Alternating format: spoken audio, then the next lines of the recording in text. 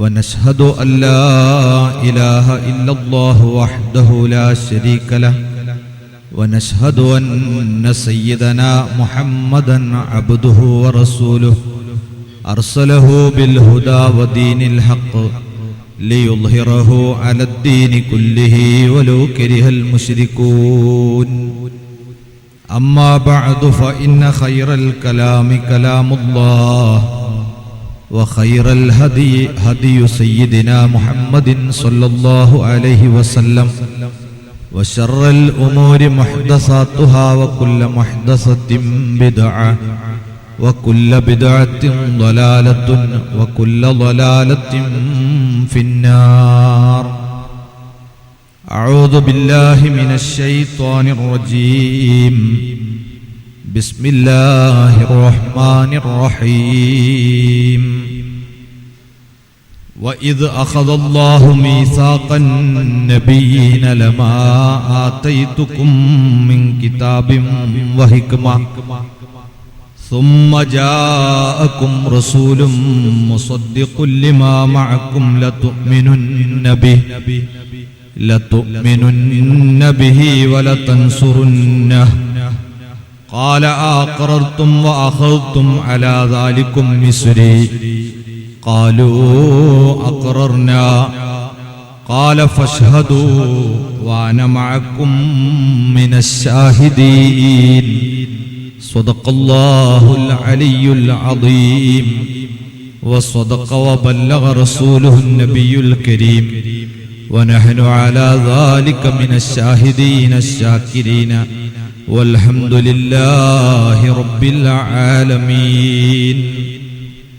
وقد قال سيدنا محمد صلى الله عليه وسلم لم يلتق أبواي على سفاه قط لم يزل الله ينقلني من أصلاب الطيبة إلى الأرحام الطاهرة مصفا مهذبا لا تتشعب الشعبتان إلا كنت في خيريهما. صدق رسول الله صلى الله عليه وسلم.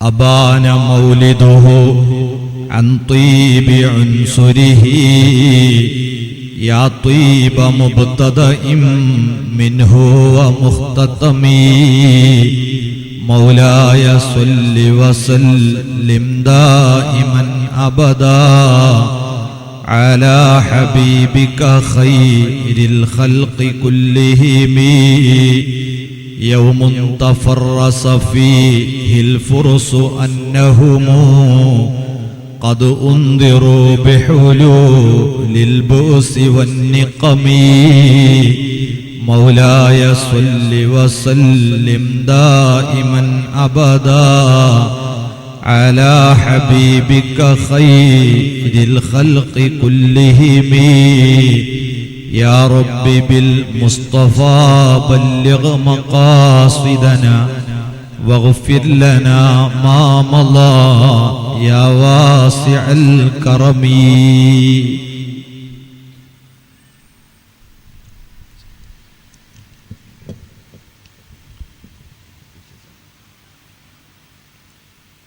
ഏറ്റവും ബഹുമാനം നിറഞ്ഞ സാദാത്തുക്കളെ,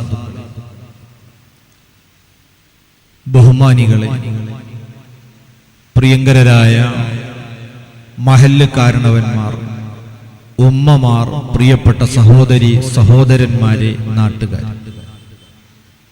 അഷ്റഫുൽ ഖൽഖ് മുഹമ്മദുർ റസൂലുള്ളാഹി സ്വല്ലല്ലാഹു അലൈഹി വസല്ലമ തങ്ങളുടെ അനുഗ്രഹീത ജന്മത്തിനു പാത്രമായ വിശുദ്ധ റബീഉൽ അവ്വലിൽ തിരുനബി സല്ലല്ലാഹു അലൈഹി വസല്ലമ തങ്ങളെ പഠിക്കുന്നതിന് വേണ്ടി നാം ഈ ഒരുമിച്ച് കൂടിയ മജ്ലിസ് നാളെ ആഖിറത്തിൽ നമുക്ക് അനുകൂലമായി സാക്ഷിയാകുന്ന സദസ്സായി അല്ലാഹു ഖബൂൽ ചെയ്യുമാറാകട്ടെ.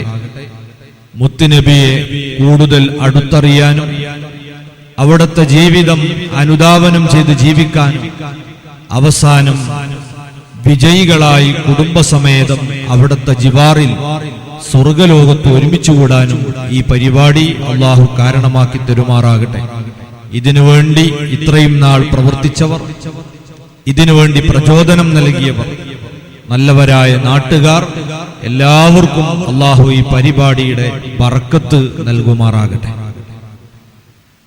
തിരുനബി സല്ലല്ലാഹു അലൈഹി വസല്ലമ തങ്ങളെ കുറിച്ചുള്ള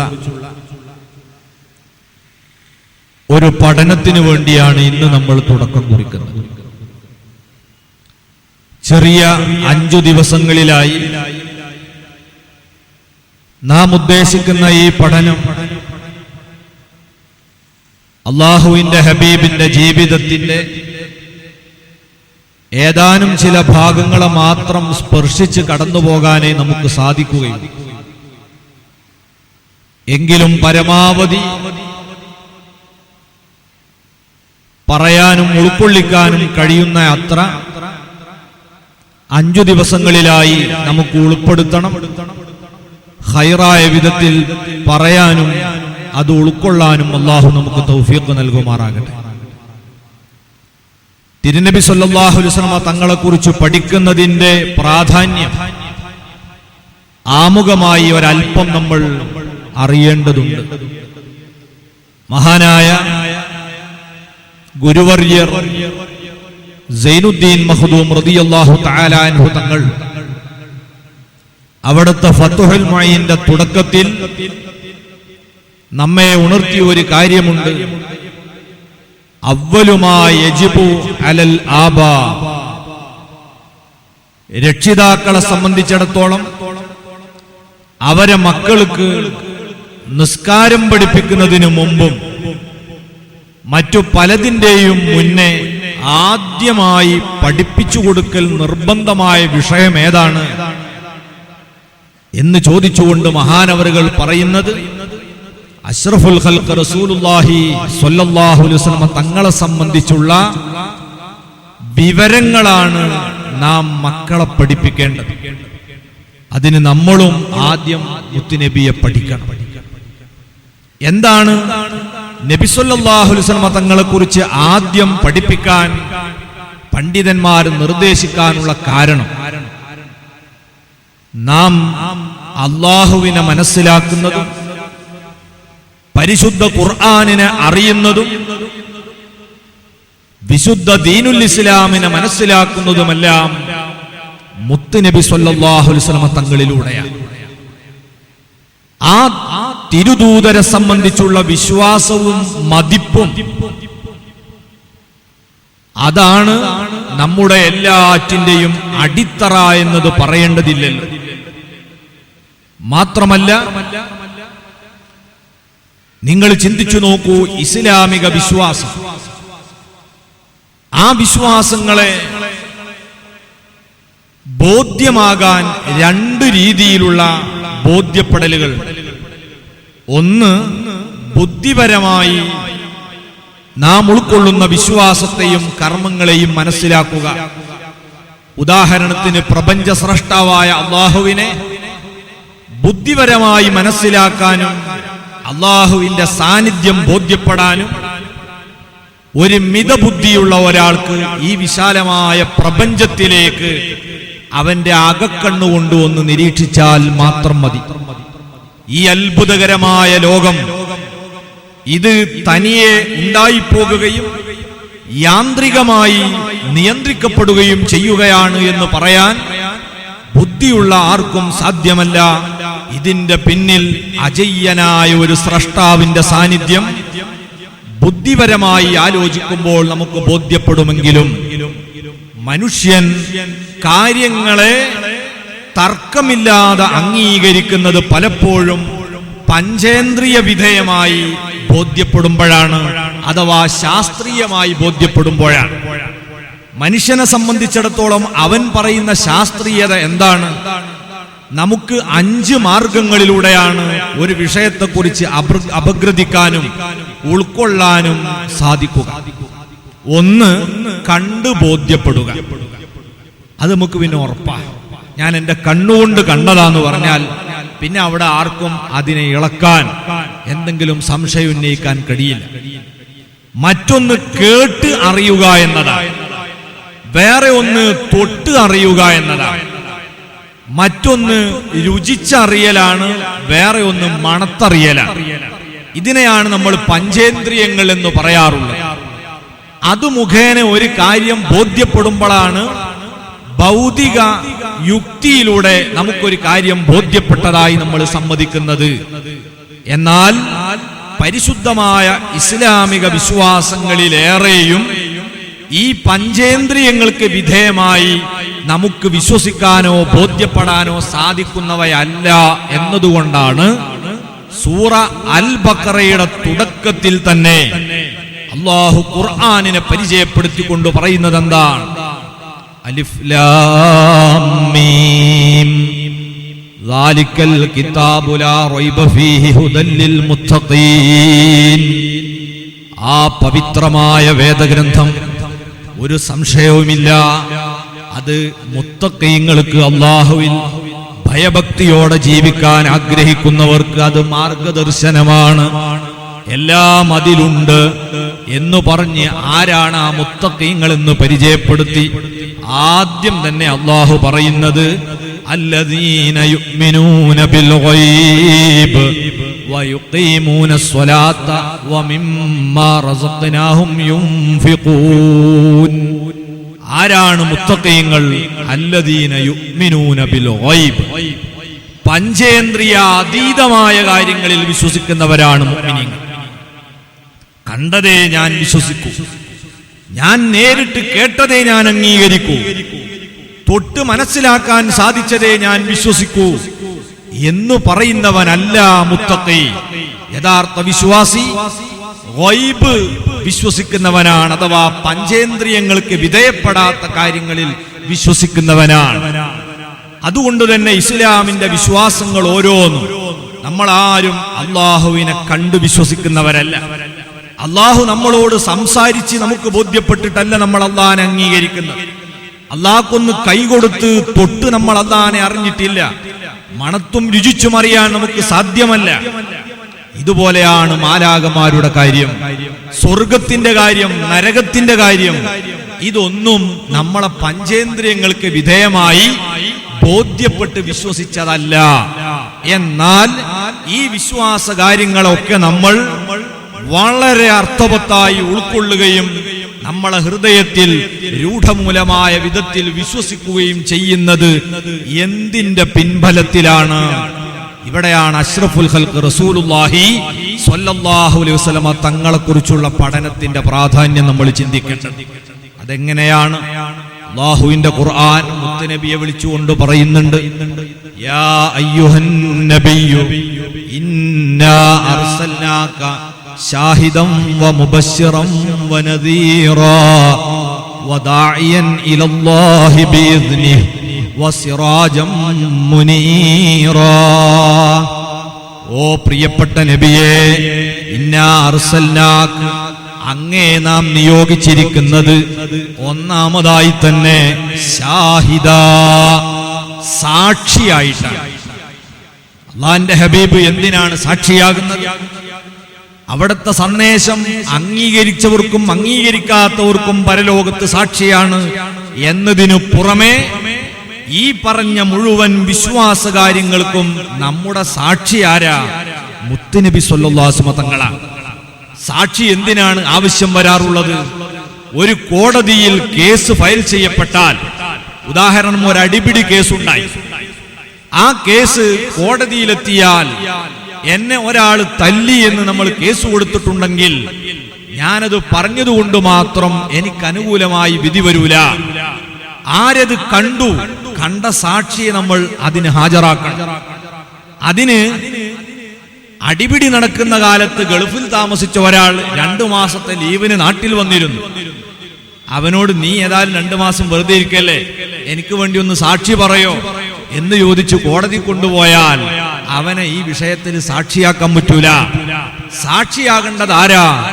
ഈ വിഷയം കണ്ടവനാ. ഇതുപോലെ സർവശക്തനായ അല്ലാഹുവിനെ കണ്ടതിന് നമ്മളെ സാക്ഷിയാരാണ്? നമ്മളെ നേതാവ് മുഹമ്മദ് മുസ്തഫ സ്വല്ലല്ലാഹു അലൈഹി വസല്ലം തങ്ങളാണ്. നമ്മൾ അല്ലാഹനെ കണ്ടിട്ടില്ല. നമ്മൾ മലക്കുകളിൽ വിശ്വസിക്കുന്നു. ആരാ നമ്മളെ കൂട്ടത്തിൽ മലക്കിനെ കണ്ടത്? മലക്ക് ആർക്കാണ് അവതരിച്ചത്? മുത്തുനബി തങ്ങൾക്കല്ലേ.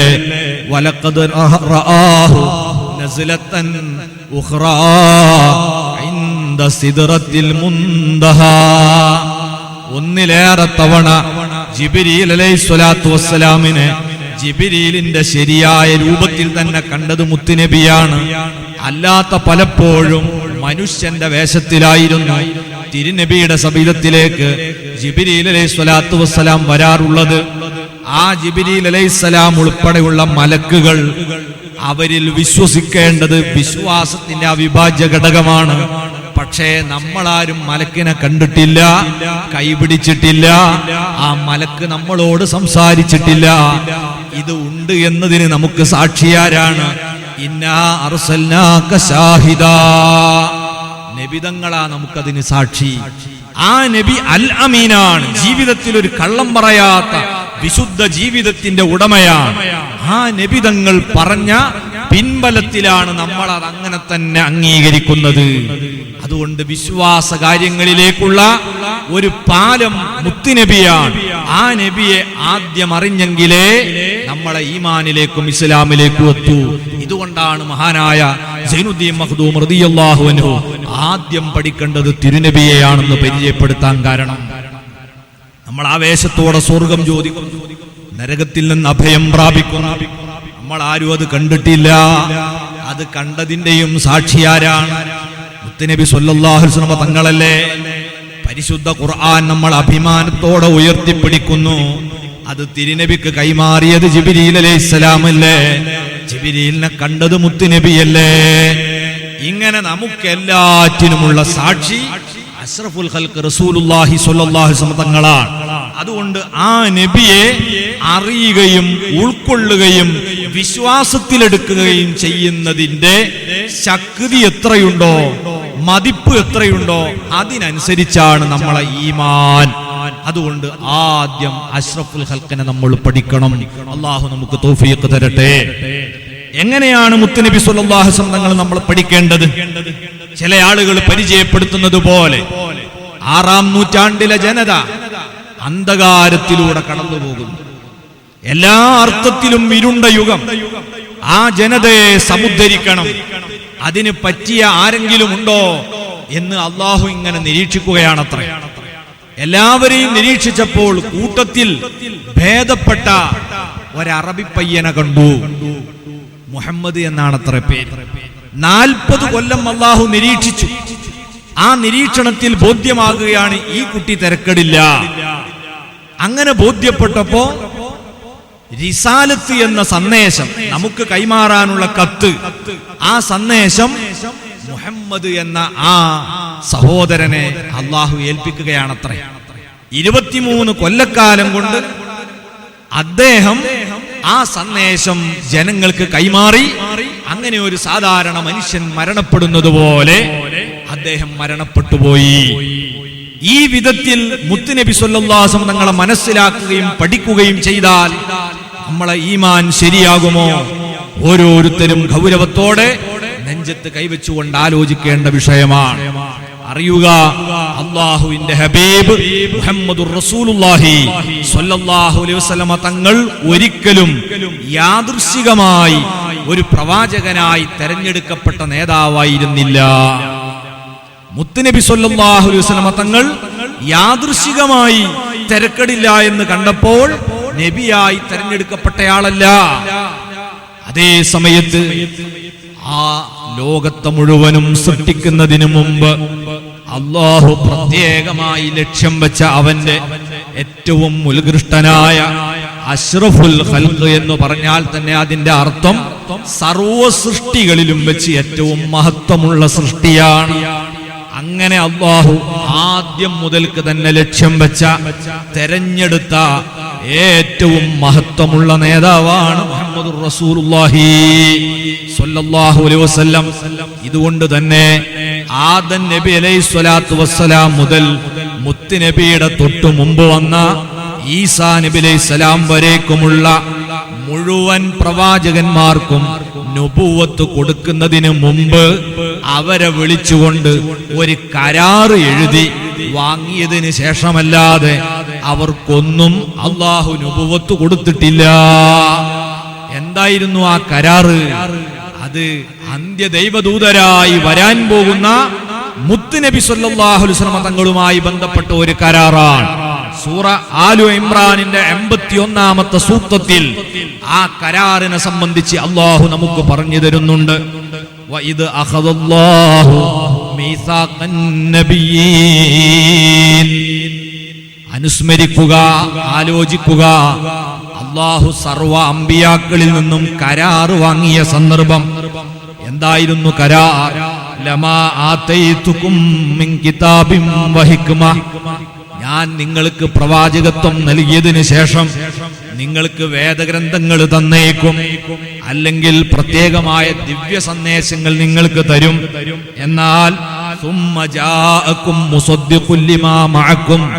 നിങ്ങൾക്ക് ഈ നൽകിയ വിശ്വാസകാര്യങ്ങളെ അംഗീകരിച്ചുകൊണ്ട് തന്നെ പിറകെ അന്ത്യദൈവദൂതരായ മുഹമ്മദുർ റസൂലുള്ളാഹി സ്വല്ലല്ലാഹു അലൈഹി വസല്ലം തങ്ങളെന്ന പ്രവാചകൻ വരും.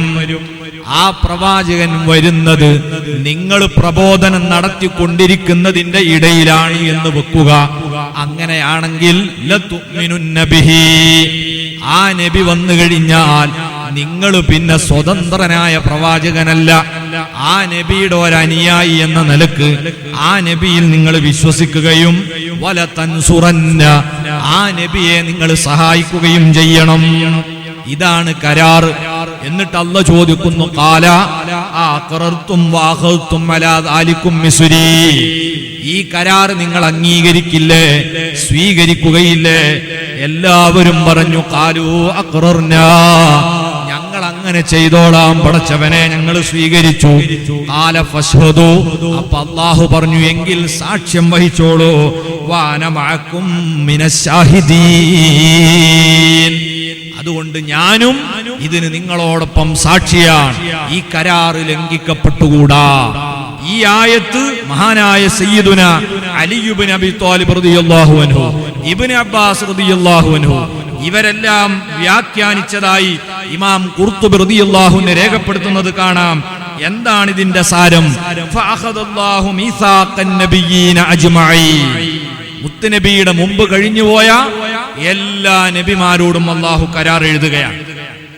അയ്യുമിനു ബിമുഹമ്മദിൻ സ്വല്ലല്ലാഹു അലൈഹി വസല്ലമ വയൻസുറുഹു ഇൻ അദ്റകൂ.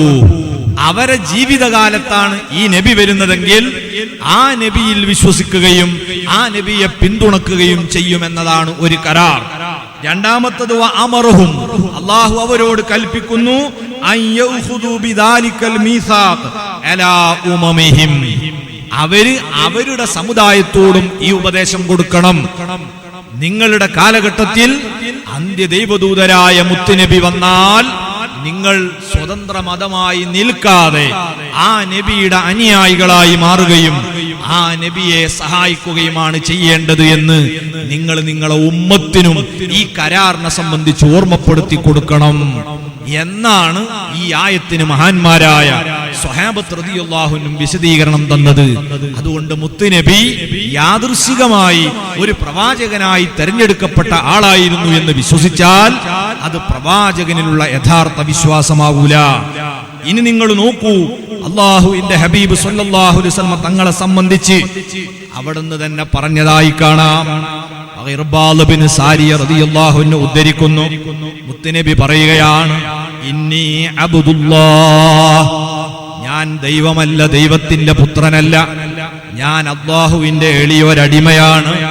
ഖാത്തമുൻ നബിയീൻ, ഞാൻ അന്ത്യദൈവദൂതരുമാണ്. എപ്പോൾ തന്നെ ഞാൻ അന്ത്യദൈവദൂതരാണ്. വ ഇന്ന ആദമ ലമുൻജദിലും ഫീ തീനത്തി, ആദം അലൈഹിസ്സലാത്തു വസ്സലാം കളിമണ്ണിൽ വിലയിച്ചിരിക്കുന്ന സമയത്തു തന്നെ എന്നെ അന്ത്യദൂതരായി നിയോഗിക്കപ്പെട്ടിട്ടുണ്ട്. വസഉഖ്ബിറുക്കും മൻ ദാലിക, അതിനെ സംബന്ധിച്ച് വേണമെങ്കിൽ ചില സൂചന ഞാൻ പറയാം. ഞാൻ എന്റെ 40 വയസ്സിന് ശേഷം നബിയായി തെരഞ്ഞെടുക്കപ്പെട്ടയാളല്ല. ആദം നബി മണ്ണിലായി കിടക്കുമ്പോൾ തന്നെ ഞാൻ നബിയാണ്. അതിന്റെ സൂചന വേണമെങ്കിൽ ഖുർആനിൽ തന്നെ വന്നിട്ടുണ്ടല്ലോ. ദഅവത്തു അബി ഇബ്രാഹിം എന്റെ പിതാവ് ഇബ്രാഹിം നബി അലൈഹിസ്സലാം മക്കയിൽ വെച്ച് നടത്തിയ പ്രാർത്ഥന അത് എന്നെ സംബന്ധിച്ചുള്ള പ്രാർത്ഥനയാണ്.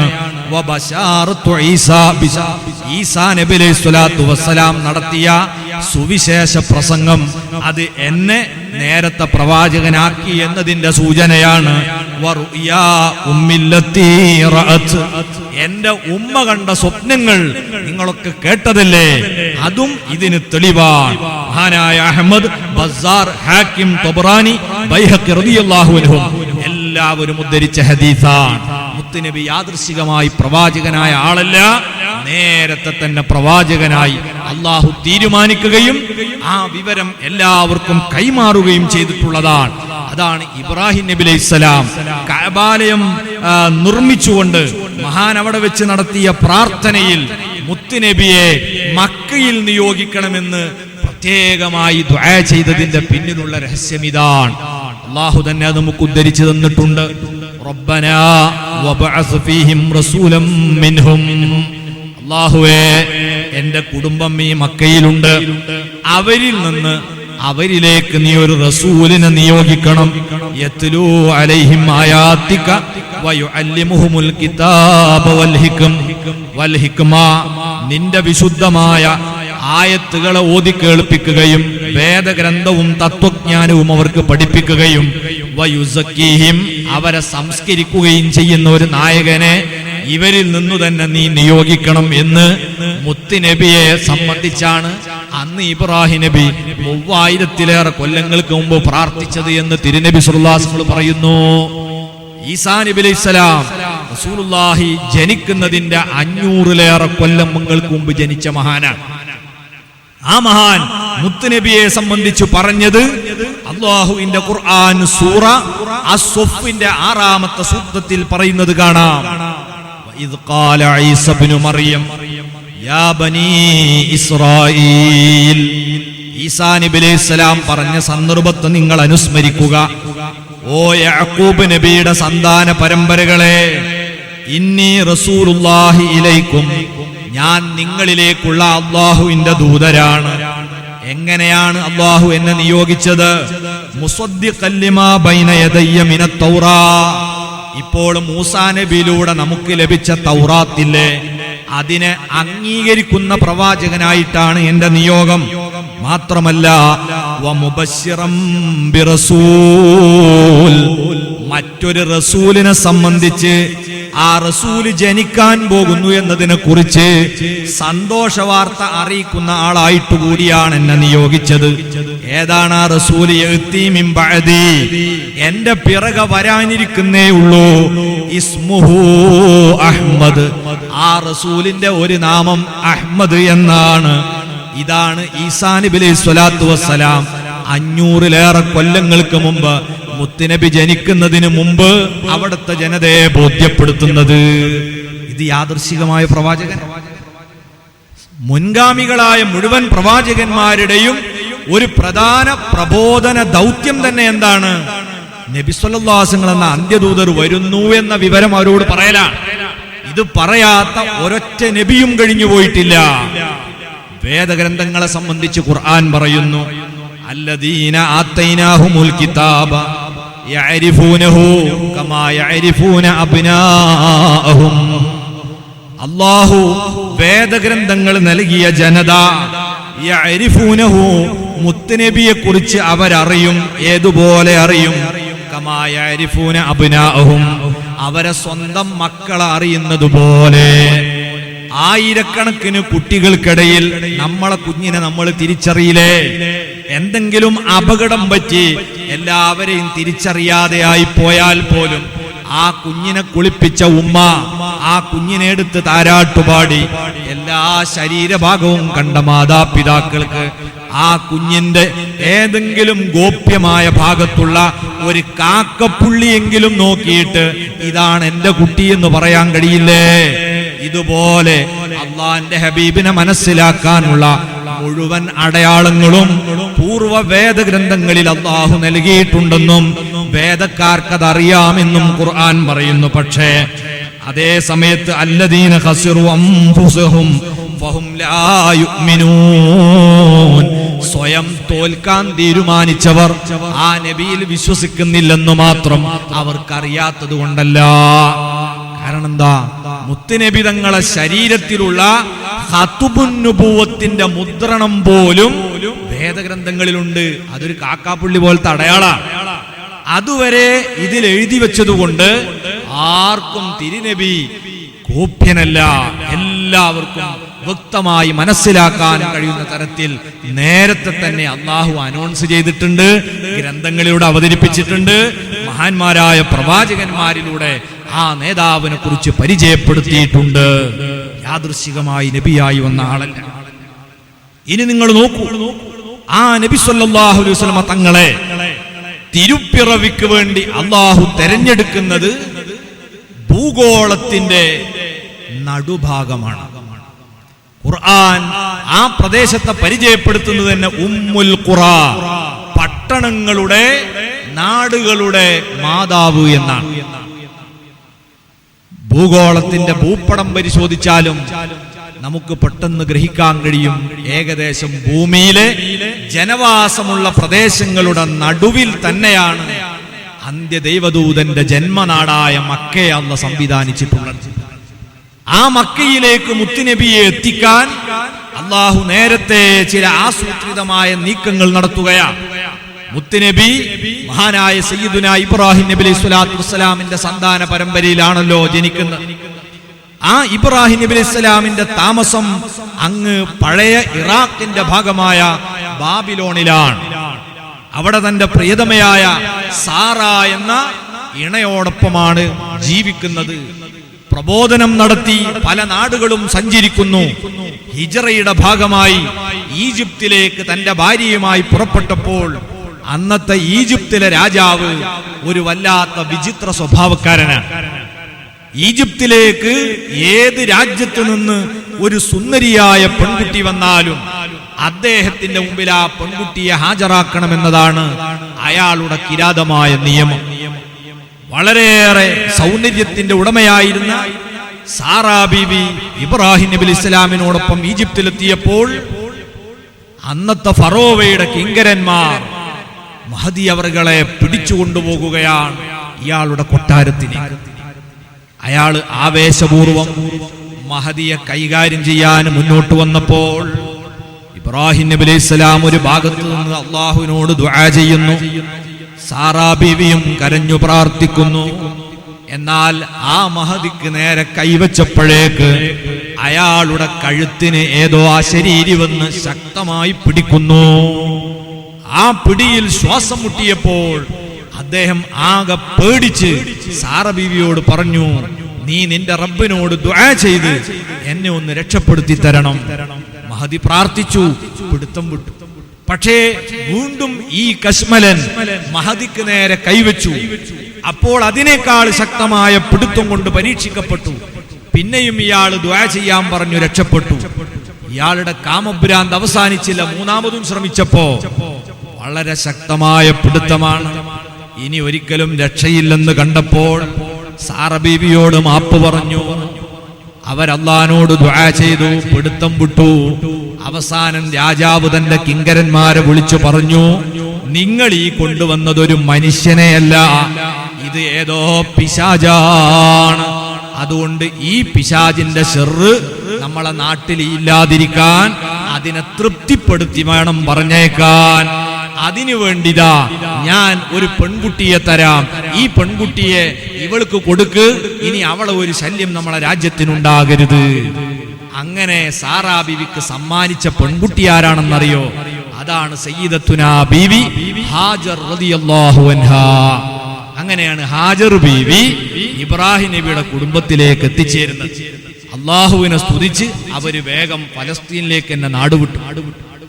സാറ ബീവിക്കും മഹാനായ ഇബ്രാഹിം നബി അലൈഹി സ്വലാമിനും ദാമ്പത്യം വളരെയേറെ മുന്നോട്ട് പോയെങ്കിലും മക്കളുണ്ടായിരുന്നില്ല. അതിനുവേണ്ടി നിരന്തരം ദുആ ചെയ്തുകൊണ്ടിരിക്കുകയാണ്. ആ ഇടക്ക് സാറാ ബീവിക്ക് തോന്നി, എന്റെ ഭർത്താവ് മക്കളില്ലാതെ എത്ര കാലമായി ദുആ ചെയ്തുകൊണ്ടിരിക്കുന്നു, എനിക്ക് ഫറോവ തന്ന ഈ പെൺകുട്ടിയെ ഞാൻ എന്റെ ഭർത്താവിനോട് വിവാഹം ചെയ്യാൻ ആവശ്യപ്പെട്ടാലോ, എനിക്കും ഒരു കുഞ്ഞിക്കാല് കാണാലോ, എന്റെ എന്നിലൂടെയല്ലേ മക്കൾ ഉണ്ടാകാത്തത്? അങ്ങനെ നല്ല ഒരു പ്രതീക്ഷയോടെ, അത് സ്ത്രീകൾക്കൊക്കെ ഉണ്ടാകാവുന്ന ചിന്തിക്കാവുന്ന നല്ലൊരു രീതിയാണ്.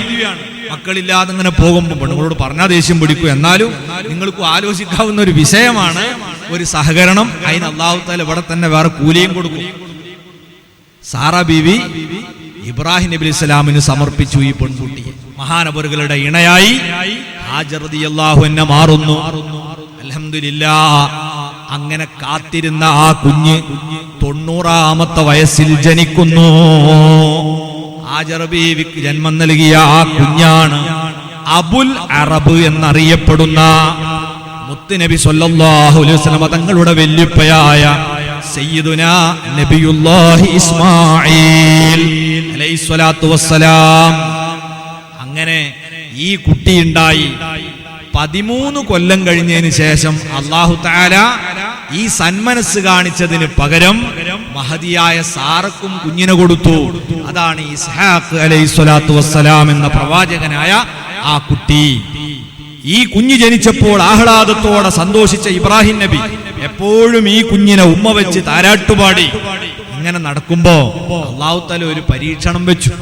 ആ പരീക്ഷണത്തിന്റെ പിന്നിലൊക്കെ വലിയ അജണ്ടയുണ്ട്, രഹസ്യമുണ്ട്. എന്താണ് പരീക്ഷണം? നിങ്ങൾ ഈ കുഞ്ഞിനെയും കുഞ്ഞിന്റെ മാതാവായ ഹാജറിനെയും അങ്ങ് ജനവാസമില്ലാത്ത ഭൂമിയിലെ ആദ്യത്തെ പള്ളിയായ പരിശുദ്ധ കഅബാലയത്തിന്റെ പരിസരത്ത് കൊണ്ടുപോയി പാർപ്പിക്കണം. ഇബ്രാഹിം നബി ആ നിർദ്ദേശത്തെ ശിരസാവഹിക്കുകയാണ്. അങ്ങനെ അതാ ഈ ഉമ്മയെയും കുഞ്ഞിനെയും മാറ്റി ഒരുക്കി കൊണ്ടുപോകുന്നു. എങ്ങോട്ടാണെന്ന് പറയാനുള്ള കേൾപ്പില്ല. അത്രയും കുഞ്ഞിനെ വേർപിരിയുന്നതിൽ സങ്കടമുണ്ട്. പക്ഷേ അള്ളാന്റെ നിർദ്ദേശം ലംഘിക്കാൻ പറ്റില്ലല്ലോ. കുറെ ദിവസത്തെ നടത്തത്തിന് ശേഷം മക്കയിലെത്തിച്ചേരുന്നു. പരിശുദ്ധ കഅബാലയത്തിന്റെ കിഴക്ക് ഭാഗത്ത് ഒരു പാറക്കല്ലിന്റെ സമീപം കുഞ്ഞിനെയും ആ കുഞ്ഞിന്റെ ഉമ്മയെയും ഇരുത്തുന്നു. ഒരു തോൽപാത്രത്തിൽ അല്പം വെള്ളമുണ്ട്, ഏതാനും കാരക്കച്ചുളുകളുണ്ട്. അത് നൽകിയിട്ട് മഹാനവറുകൾ ഒന്നും പറയാനാകാതെ തിരിഞ്ഞു നടക്കുകയാണ്. ഹാജർ ബീവി റളിയല്ലാഹു അൻഹ പിന്നാലെ വന്ന് ചോദിച്ചു, മാരരെ നിങ്ങൾ എങ്ങോട്ടാ പോകുന്നത്? ഇബ്രാഹിം നബി ഒന്നും പ്രതികരിക്കുന്നില്ല. കാരണം മിണ്ടിയാൽ പൊട്ടിപ്പോകും, അത്രയും സങ്കടമുണ്ട്. അള്ളാന്റെ നിർദ്ദേശമാണ്. ഒരു മനുഷ്യനില്ലാത്ത, ഒരു ജീവിയില്ലാത്ത, ഒരു വെള്ളമില്ലാത്ത, പഴമില്ലാത്ത, കൃഷിയില്ലാത്ത, വെറും കുന്നുകൾ മാത്രമുള്ള ചൂടുള്ള ഒരു പ്രദേശത്ത് ഈ കുരുന്നിനെയും ഉമ്മയും വിട്ടു പോവുകയാണ്. എങ്ങനെ പ്രതികരിക്കാൻ കഴിയും?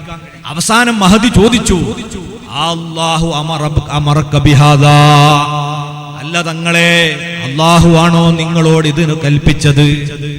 ആ ചോദ്യത്തിന് തല കൊണ്ട് ആംഗ്യം കാണിച്ചു അതെ എന്ന് പ്രതികരിച്ചു. നല്ല ഈമാനുള്ള ഹാജർ ബീവി റളിയല്ലാഹു അൻഹ പറഞ്ഞു, എങ്കിൽ അല്ലാഹു ഞങ്ങളെ കൈവിടുകയില്ല, നിങ്ങൾ പോകുന്നിടത്തേക്ക് പോകാം. അങ്ങനെ ഇബ്രാഹിം നബി അലൈഹി സ്വലാത്തു വസ്സലാം തിരിഞ്ഞു നടക്കുകയാണ്.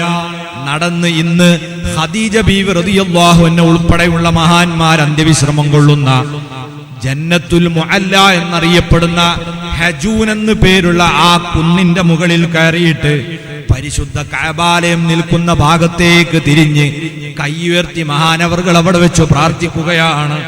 റബ്ബനാ ഇന്നി അസ്കൻതു മിൻ ദുരിയതി ബിവാദിൻ ഗൈരി ദീ സറഇൻ ഇൻദ ബൈതിക്കൽ മുഹറം. നാദാ, എന്റെ കുടുംബത്തെ ഞാനിതാ ഒരു ജനവാസമില്ലാത്ത, ആരും താമസിക്കാത്ത, കൃഷിയില്ലാത്ത നിന്റെ കഅബാലയത്തിന്റെ പരിസരത്ത് കൊണ്ടുവന്ന് താമസിപ്പിച്ചിരിക്കുകയാണ്. റബ്ബനാ ലിയുഖീമുസ്സലാ, അവര് നിസ്കാരം നിലനിർത്തുന്നവരായി, നിനക്ക് ആരാധനകൾ അർപ്പിക്കുന്നവരായി മാറാനാണ്. അതുകൊണ്ട് ഫജ്അൽ അഫ്ഇദത്തം മിനന്നാസി തഹ്വി ഇലൈഹിം, ലോകത്തുള്ള ജനഹൃദയങ്ങളെ നീ ആ കേന്ദ്രത്തിലേക്ക് തിരിച്ചുവിടണം അല്ലാഹ്. വർസുഖ്ഹും മിനസ് സമറാത്തി ലഅല്ലഹും യശ്കുറൂൻ, അവർക്ക് എല്ലാ തരത്തിലുമുള്ള പഴങ്ങൾ നീ നൽകണം, അവര് നന്ദിയോടെ ജീവിക്കാൻ വേണ്ടി എന്ന് ദുആ ചെയ്തുകൊണ്ട് മഹാനവറുകൾ അവിടുന്ന് പോയപ്പോൾ, പ്രിയപ്പെട്ടവരെ, ആ പ്രാർത്ഥനയുടെ ഇജാബത്തല്ലേ ഇന്ന് നമ്മൾ കാണുന്നത്? ഈമാനുള്ള സർവ്വ മുഅ്മിനീങ്ങളുടെയും ഹൃദയം വെമ്പൽ കൊള്ളുന്നു ആ മക്കയിലേക്കൊന്നു പോകാൻ. അള്ളാഹു നമുക്ക് തൗഫീഖ് നൽകുമാറാകട്ടെ. നമ്മൾ ഇത്രയും മരങ്ങളുള്ള, ഇത്രയും നദികളുള്ള ഈ നാട്ടിൽ കിട്ടാത്ത സർവ്വ പഴങ്ങളും ഇന്ന് മക്കയിൽ ചെന്നാൽ നമുക്ക് കിട്ടുകയല്ലേ? ഇബ്രാഹിം നബിയുടെ ദുആയാണ്. മുത്തുനബിയുടെ ജന്മദേശമാകാൻ പോകുന്ന പ്രദേശത്തെ അള്ളാഹു നേരത്തെ തന്നെ തെരഞ്ഞെടുത്ത് ജനശ്രദ്ധ ആകർഷിപ്പിക്കാനുള്ള കർമ്മ പദ്ധതി തയ്യാറാക്കിയതിന്റെ ഭാഗമാണ്. ഒന്നും യാദൃശ്ചികമല്ല. അങ്ങനെ മഹാനായ ഇബ്രാഹിം നബി അലൈഹി സ്വലാത്തു വസ്സലാം തിരുനബി സല്ലല്ലാഹു അലൈഹി വസല്ലമ തങ്ങളുടെ ആ തിരുപ്പിറവിക്ക് കേന്ദ്രമാകാൻ പോകുന്ന ആ പുണ്യസ്ഥലത്ത് തന്റെ മക്കളെ കൊണ്ടുപോയി പാർപ്പിച്ചു. കയ്യിലുള്ള ഏതാനും ഈത്തപ്പഴവും വെള്ളവും തീർന്നപ്പോൾ ആ മഹദി സങ്കടപ്പെട്ടു ഓടുകയും അവസാനം സംസം എന്ന കിണറുണ്ടാകുകയും ചെയ്തത് ചരിത്രത്തിൽ നമ്മളൊക്കെ പലതവണ കേട്ട യാഥാർത്ഥ്യമാണ്. പക്ഷേ ഇതൊക്കെ എന്തിന്റെ പേരിലാണ്? അവിടെ അല്ലാഹു ഇവിടെ കൊണ്ടുവരാൻ പോകുന്ന അഷ്റഫുൽ ഖൽഖായ മുത്ത് മുഹമ്മദുർ റസൂലുള്ളാഹി സ്വല്ലല്ലാഹു അലൈഹി വസല്ലം തങ്ങളുടെ ജന്മദേശത്തെ അല്ലാഹു ആദരിക്കുന്നതിന്റെയും പരിഗണിക്കുന്നതിന്റെയും ഭാഗമാണ് ആ സംസം കിണർ. അങ്ങനെ ഈ രണ്ട് മനുഷ്യർ മാത്രം, ഒരു ചോരപ്പൈതലും ഒരു സ്ത്രീയും ഒറ്റക്ക് വിജനമായ ആ കുന്നിന്റെ പരിസരത്ത് താമസിക്കുകയാണ്. പരിശുദ്ധ കഅബം നിലകൊള്ളുന്ന ആ തറ അവിടെയുണ്ട്, ബാക്കിയെല്ലാം നശിച്ചു പോയിരിക്കുകയാണ്. അങ്ങനെ താമസിച്ചു കൊണ്ടിരിക്കുമ്പോഴാണ് പരിസരത്തുകൂടെ യാത്രാ സംഘങ്ങൾ പോകുന്ന കൂട്ടത്തിൽ അറബ് ഗോത്രമായ ജുർഹും കബീലയിൽപ്പെട്ട ഏതാനും ആളുകൾ അതുവഴി യാത്ര പോകുമ്പോൾ അവരെ വെള്ളം തീർന്നുപോയി. അവര് ചിന്തിച്ചു, എവിടെന്നാ ഇനി വെള്ളം കിട്ടുക ഈ മലമ്പ്രദേശത്ത്? അങ്ങനെ നിരീക്ഷിക്കുമ്പോഴാണ് മേൽഭാഗത്ത് പരുന്തുപോലെയുള്ള പക്ഷി വട്ടമിട്ടിങ്ങനെ പറക്കുന്നത് കണ്ടു. അവര് മനസ്സിലാക്കി, സാധാരണ ഈ പക്ഷി പറക്കാറുള്ളത് വെള്ളക്കെട്ടുകളുടെ സമീപത്താണ്, അതുകൊണ്ട് പോയി നോക്കാം, വെള്ളമുണ്ടാകാനുള്ള സാധ്യതയുണ്ട്. അങ്ങനെ വെള്ളം തേടി ഒരു സംഘം പക്ഷികൾ പറക്കുന്ന പ്രദേശത്തേക്ക് നടന്നു വന്നപ്പോൾ സുബ്ഹാനല്ലാഹ്, അത്ഭുതം! ഒരു ഉമ്മയും ഒരു കുഞ്ഞും മാത്രം, ഒരു ചെറിയ കിണറും അവരെ ചാരത്ത്.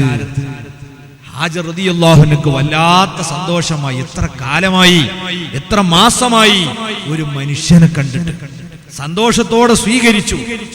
അവർ ഭാഷ അറിയുന്നവരല്ല, ഇവര് ജുർഹും ഗോത്രക്കാർ അറബ് സമൂഹമാണ്, മറ്റുള്ളവർക്ക് അറബി അറിയില്ല. അതുകൊണ്ട് തന്നെ അറിയാവുന്ന ഭാഷയിലൊക്കെ സംസാരിച്ച് അവരോടും ഇവിടെ താമസിക്കാൻ വേണ്ടി മഹദി അഭ്യർത്ഥിച്ചു. ഈ കിണറിലെ വെള്ളം നിങ്ങൾക്കും തരാം, പക്ഷെ അതിന്റെ അവകാശി ഞങ്ങൾ മാത്രമാണ് എന്നും കരാറാക്കി. അങ്ങനെ ഏതാനും കുടുംബങ്ങൾ അവിടെ താമസിച്ചു. പിന്നെ അവരിൽപ്പെട്ട പല കുടുംബങ്ങളും ആ പ്രദേശത്ത് എത്തിപ്പെട്ടു. അങ്ങനെ മക്ക ജനവാസമുള്ള കേന്ദ്രമാകുന്നു. ഇസ്മായിൽ അലൈഹിസ്സലാം വളർന്ന് ഇവരിൽ നിന്ന് അറബ് ഭാഷ പഠിക്കുന്നു. അങ്ങനെ അവരിൽ നിന്ന് തന്നെ ആദ്യം ഒരു വിവാഹം ചെയ്യുന്നു.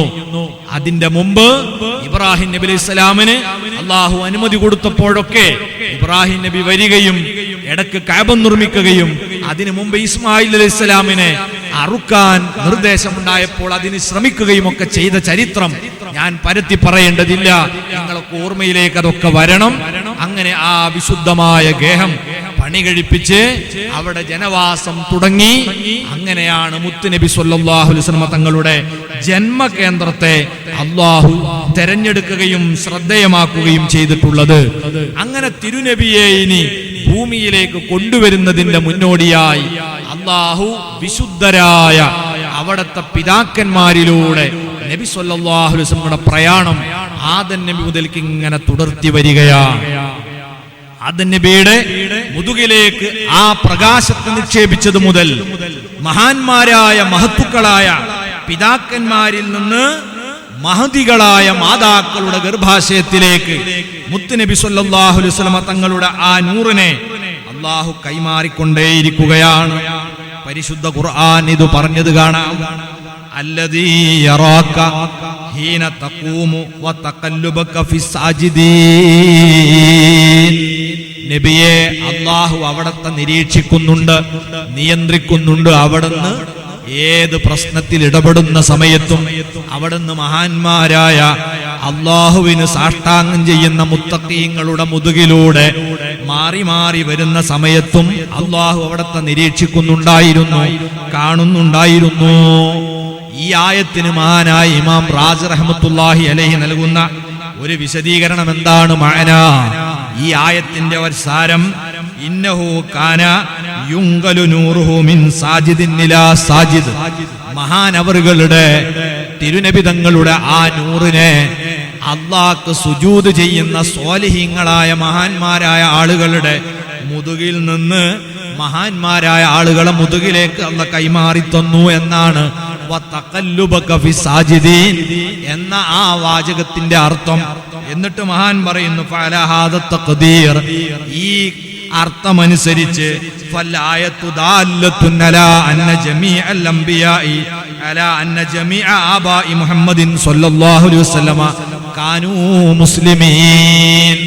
മുത്തുനബി തങ്ങളുടെ എല്ലാ പിതാക്കന്മാരും ആരായിരുന്നു? മുസ്ലിങ്ങളായിരുന്നു. ചില ആളുകൾ തിരുനബി തങ്ങളെ കുറിച്ച് CD ഇറക്കിയത് എന്തു പറഞ്ഞിട്ടാ? റസൂലുള്ളാഹിന്റെ മാതാപിതാക്കളൊക്കെ നരകത്തിലാ, നഊദു ബില്ലാഹ്. എന്താണ് അങ്ങനെ ഒരു ചർച്ച കൊണ്ട് ഫലമെന്ന് പോലും ചിന്തിക്കണ്ടേ? ഷിയാക്കളെ സംബന്ധിച്ച് പറയാറുള്ളത് പോലെ അവരിന്നും തർക്കിക്കുകയാണ്. എന്തിന്റെ പേരിൽ? 14 നൂറ്റാണ്ടുകൾക്ക് മുമ്പ് മുത്തുനബി തങ്ങളെ വഫാത്തിന് ശേഷം ഖിലാഫത്ത് ഏറ്റെടുക്കേണ്ടിയിരുന്നത് സിദ്ദീഖ് തങ്ങളാണോ അല്ല അലി ഇബ്നു അബീ ത്വാലിബ് തങ്ങളാണോ? എന്തിനാണ് ഇപ്പൊ ആ കാര്യത്തിൽ തർക്കിക്കുന്നത്? സംഗതി കഴിഞ്ഞുപോയില്ലേ? ഇതേപോലെ മുത്തുനബി തങ്ങളെ മാതാപിതാക്കൾ നരകത്തിലാണ് എന്നു പറഞ്ഞ് CD ഇറക്കി ജനങ്ങൾക്കിടയിൽ പ്രചരിപ്പിക്കേണ്ട എന്താവശ്യമാണുള്ളത്? ഖുർആൻ പറയുന്നത് എന്താ? റസൂലുള്ളാഹി സ്വല്ലല്ലാഹു അലൈഹി വസല്ലം തങ്ങളെ അല്ലാഹു കൊണ്ടുവന്നത് അല്ലാഹ്ക്ക് സുജൂദ് ചെയ്യുന്നവരുടെ മുതുകിലൂടെയാണ്. ഇത് നബി സല്ലല്ലാഹു അലൈഹി വസല്ലം തങ്ങളുടെ ഹദീസും ആയത്തും ചേർത്ത് വെച്ചുകൊണ്ട് ഇമാം റാസി റളിയല്ലാഹു അൻഹു സമർത്ഥിക്കുന്നു. മഹാൻ പറയുന്നു, വമ്മാ യുദല്ലു അലാ ദാലിക യഅലാ അന്ന അബാ മുഹമ്മദിൻ സല്ലല്ലാഹു അലൈഹി വസല്ലം മാ കാനൂ മിനൽ മുശ്രിക്കീൻ. മുത്തുനബി തങ്ങളുടെ പിതാക്കളിൽ ഒരാൾ പോലും മുശ്രിക്ക് ഉണ്ടായിരുന്നില്ല, ബഹുദൈവ വിശ്വാസി ഉണ്ടായിരുന്നില്ല എന്നതിന് തെളിവാണ് ഖൗലുഹു സല്ലല്ലാഹു അലൈഹി വസല്ലം, തിരുനബി തങ്ങളുടെ തന്നെ വാക്ക്. എന്താണ് ആ വാക്ക്? ലം അസൽ ഉങ്കൽ മിൻ അസ്ലാബി ത്വാഹിരീന ഇലൽ അർഹാമി ത്വാഹിറാത്ത്. എന്നെ അല്ലാഹു വിശുദ്ധരായ പിതാക്കളിൽ നിന്ന് പവിത്രരായ മാതാക്കളിലേക്ക് കൈമാറി കൊണ്ടുവന്നു. എന്നാൽ അല്ലാഹു എന്തും പറഞ്ഞിട്ടുണ്ട്? ഇന്നമൽ മുശ്രികൂന നജസ്. മുശ്രിക്ക് ആത്മീയമായ അർത്ഥത്തിലുള്ള നജസാണ്. ആന്തരികാർത്ഥത്തിൽ പറഞ്ഞാൽ അത് മാലിന്യമാണ് എന്ന് അല്ലാഹു പറഞ്ഞിട്ടുണ്ട്. റസൂലുള്ളാഹി പറഞ്ഞതോ, എന്നെ അല്ലാഹു കൊണ്ടുവന്നത് പവിത്രന്മാരായ പരിശുദ്ധന്മാരായ ആളുകളിലൂടെയാണ്. അതുകൊണ്ട് മുശ്രിക്കായ മാതാവും പിതാവും ഒരിക്കലും റസൂലുള്ളാഹിക്ക് ഉണ്ടാവില്ല. അതാ മഹാൻ പറഞ്ഞു, ഫവജബ അല്ലാ യകൂന അഹദും മിൻ അജ്ദാദിഹി മുശ്രിക്കാ. മുത്തുനബി തങ്ങളെ വല്യുപ്പമാരിൽ ഒരാൾ പോലും മുശ്രിക്ക് ഉണ്ടാകാൻ പാടില്ല. അല്ലാഹുവിന്റെ ഹബീബ് സ്വല്ലല്ലാഹു അലൈഹി വസല്ലം തങ്ങളും ഈ വസ്തുത നമ്മളെ പഠിപ്പിച്ചതാണ്. മഹാനായ ശറഫുദ്ദീനുൽ മനാവി തങ്ങളോട് ഒരിക്കലൊരാൾ ചോദിക്കുകയാണത്രേ, റസൂലുള്ളാഹിന്റെ പിതാവിനെ സംബന്ധിച്ച്, ഹൽ ഹുവ ഫിന്നാർ. മുത്തുനബിയുടെ പിതാവ് നരകത്തിലാണോ? യഥാർത്ഥത്തിൽ ഒരു മനുഷ്യന്റെ വായിൽ നിന്ന് ആ ശൈലിയിൽ ഒരു ചോദ്യം തന്നെ വരാൻ പാടില്ല. ഇതുകൊണ്ട് മഹാനായ ശറഫുദ്ദീനുൽ മനാവി റഹ്മത്തുള്ളാഹി അലൈഹി ചോദ്യകർത്താവിനെ സഗൗരവം ശകാരിച്ചു. എന്ത് ചോദ്യമാണോ നീ ചോദിച്ചത്? അപ്പം ചോദ്യകർത്താവ് ചോദ്യം ഒന്ന് മാറ്റിയിട്ട്, ഹൽ സബത ഇസ്ലാമുഹു, അല്ല തങ്ങളെ റസൂലുള്ളാഹിന്റെ പിതാവ് മുസ്ലിമാണ് എന്ന് സ്ഥിരപ്പെട്ടിട്ടുണ്ടോ? അതിന് മഹാൻ അവർ കൊടുത്ത മറുപടി എന്താ? ഫഖാല ഇന്നഹു മാത ഫിൽ ഫത്ര വലാ തഅദീബ ഖബ്ലൽ ബിഅസാ. റസൂലുള്ളാഹി തങ്ങളുടെ പിതാവ് മരണപ്പെട്ടു പോകുന്നത് എപ്പോഴാണ്? അത് ഫത്രത്തിന്റെ കാലഘട്ടത്തിലാണ്. പ്രവാചകന്മാരെ അയക്കപ്പെടാത്ത കാലം, അതാണ് ഫത്രത്തിന്റെ കാലം എന്ന് പറയുന്നത്.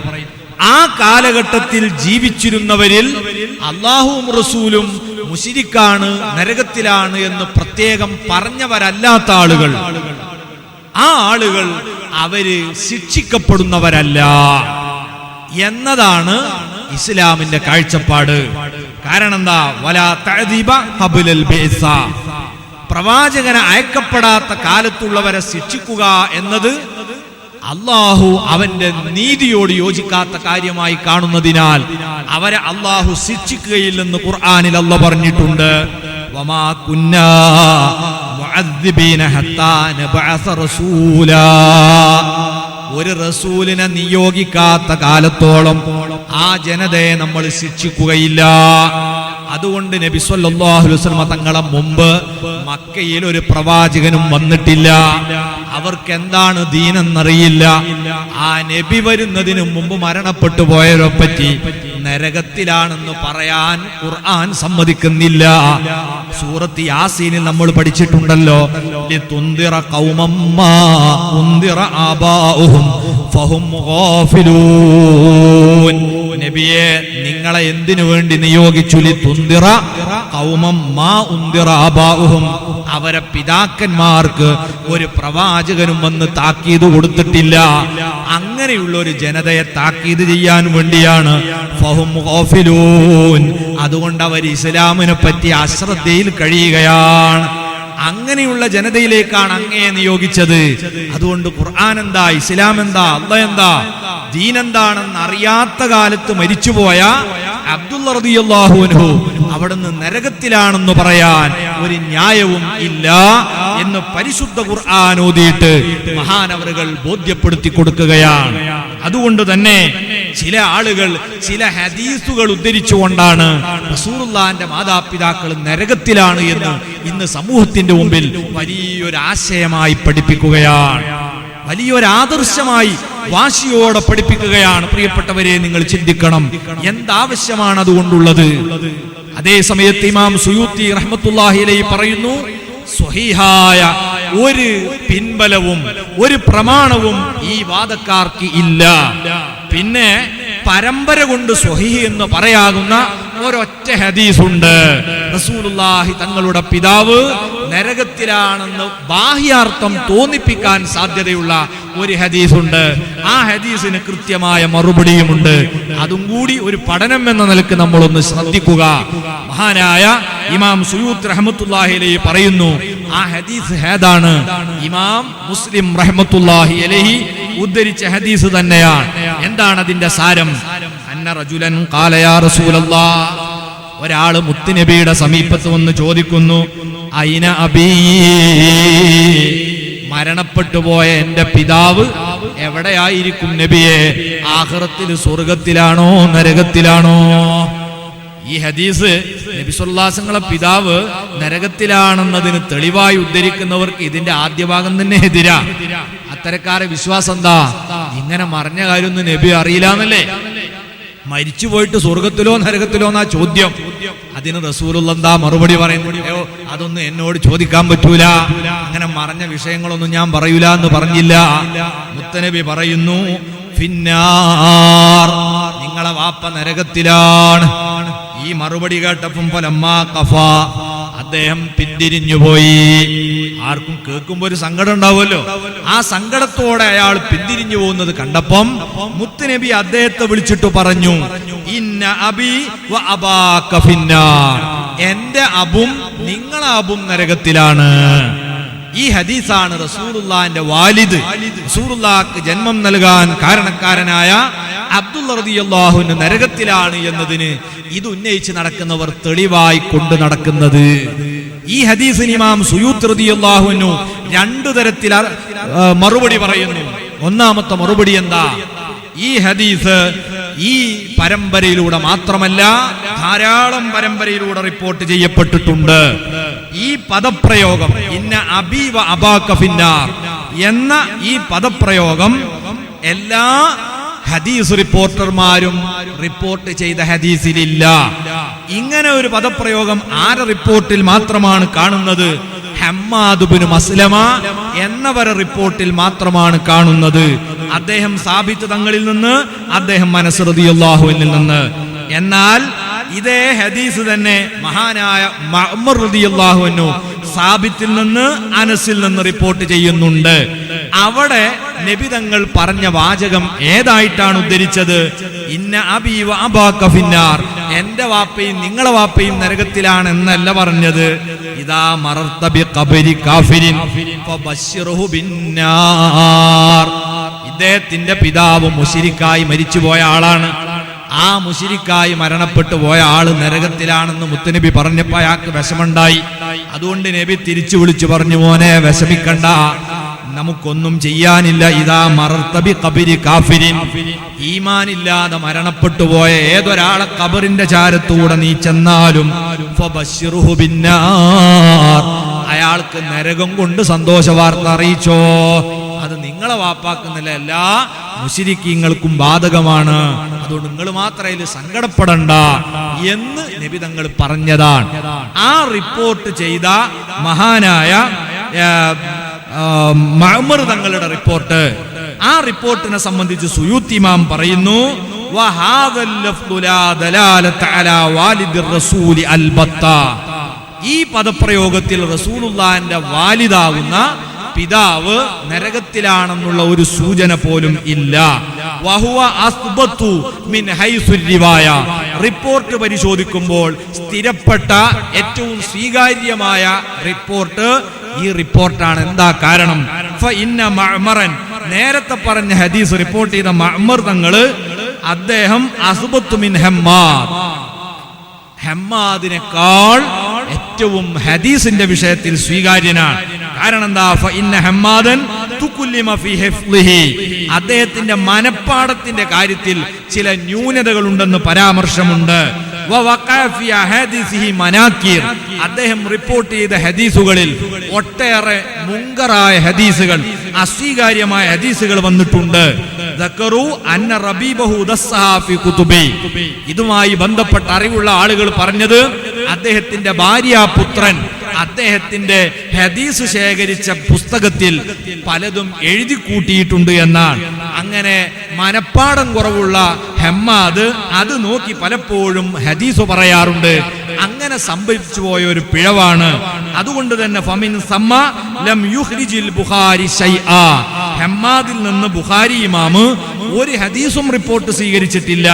വലാ ഖറജലഹു മുസ്ലിമുൻ ഫിൽ ഉസൂലി ഇല്ലാ മിൻ റിവായത്തിഹി അൻ സാബിത്തിൻ, ഇമാം മുസ്ലിം തന്നെ വിശ്വാസ കാര്യത്തിൽ ഈ ഹദീസ് അല്ലാതെ വേറെ ഉദ്ധരിച്ചിട്ടില്ല.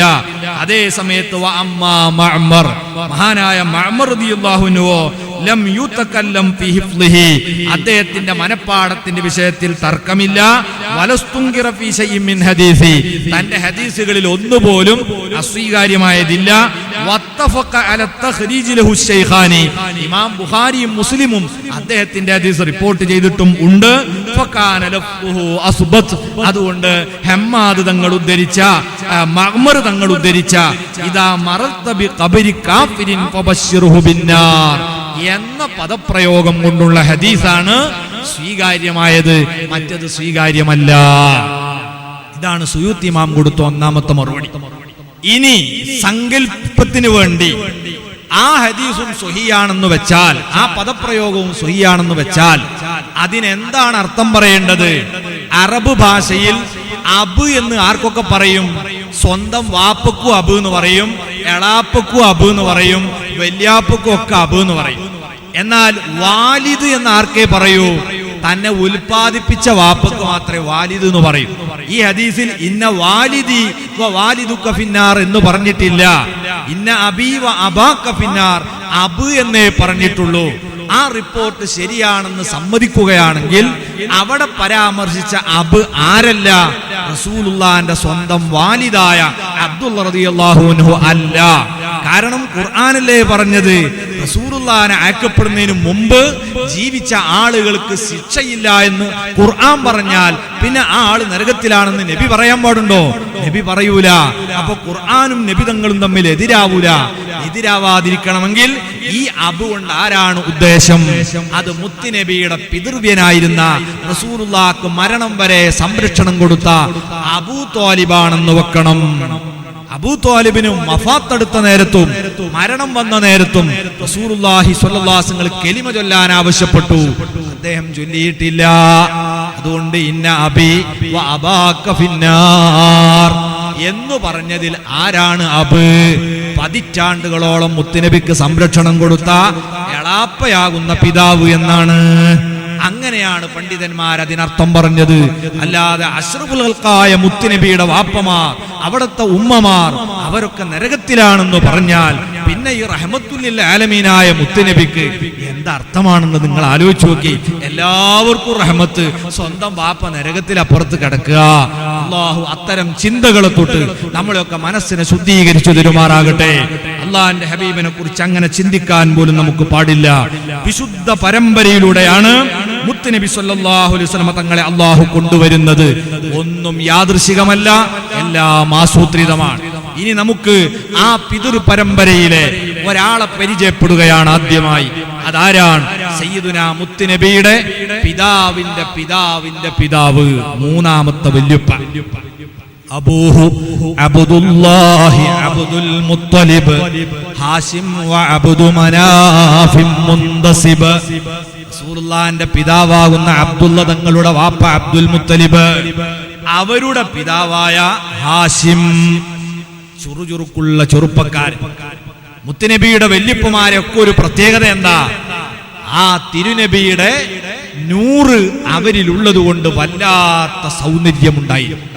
അവരെ മുഖത്തിന് വല്ലാത്ത ആകർഷണീയതയുണ്ടായിരുന്നു. ആരും ആ സൗന്ദര്യത്തിലേക്ക് കണ്ണെടുക്കാതെ നോക്കി നിൽക്കുമായിരുന്നു. മഹാനായ അവിടത്തെ വല്യപ്പമാരിൽപ്പെട്ട ഹാശിം തങ്ങൾ, ഖുറൈശികൾ എല്ലാവരും സ്വീകരിച്ച കച്ചവടം തൊഴിലായി സ്വീകരിച്ച മഹാൻ തന്നെയായിരുന്നു. അന്നത്തെ കച്ചവടം ശാമിലേക്കും യമനിലേക്കുമുള്ള യാത്രയാണ്. ഈ യാത്ര ചെയ്യുമ്പോൾ അദ്ദേഹം കച്ചവടം ചെയ്യാൻ കൂറുകാരനായി സ്വീകരിച്ചത് കച്ചവട യാത്രക്ക് പോകുന്ന മദീനയിൽ നിന്നുള്ള ഒരാളെയാണ്. മദീനയിലെ ബനു നജ്ജാർ ഗോത്രത്തിൽപ്പെട്ട ഒരു സുഹൃത്തിന്റെ കൂടെയാണ് കച്ചവടം ചെയ്യുന്നത്.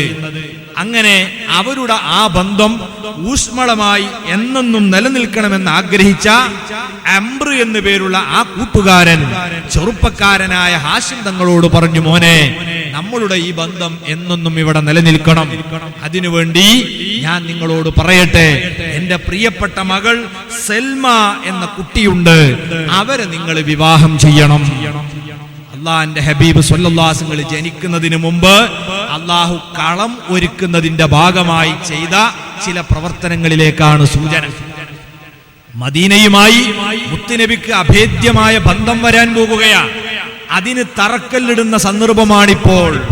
എന്താണ് അള്ളാഹു ചെയ്യുന്നത്? ആ മദീനയിൽ വെച്ച് ഒരു കുടുംബ ബന്ധം ഉണ്ടാക്കിയെടുക്കുകയാണ്.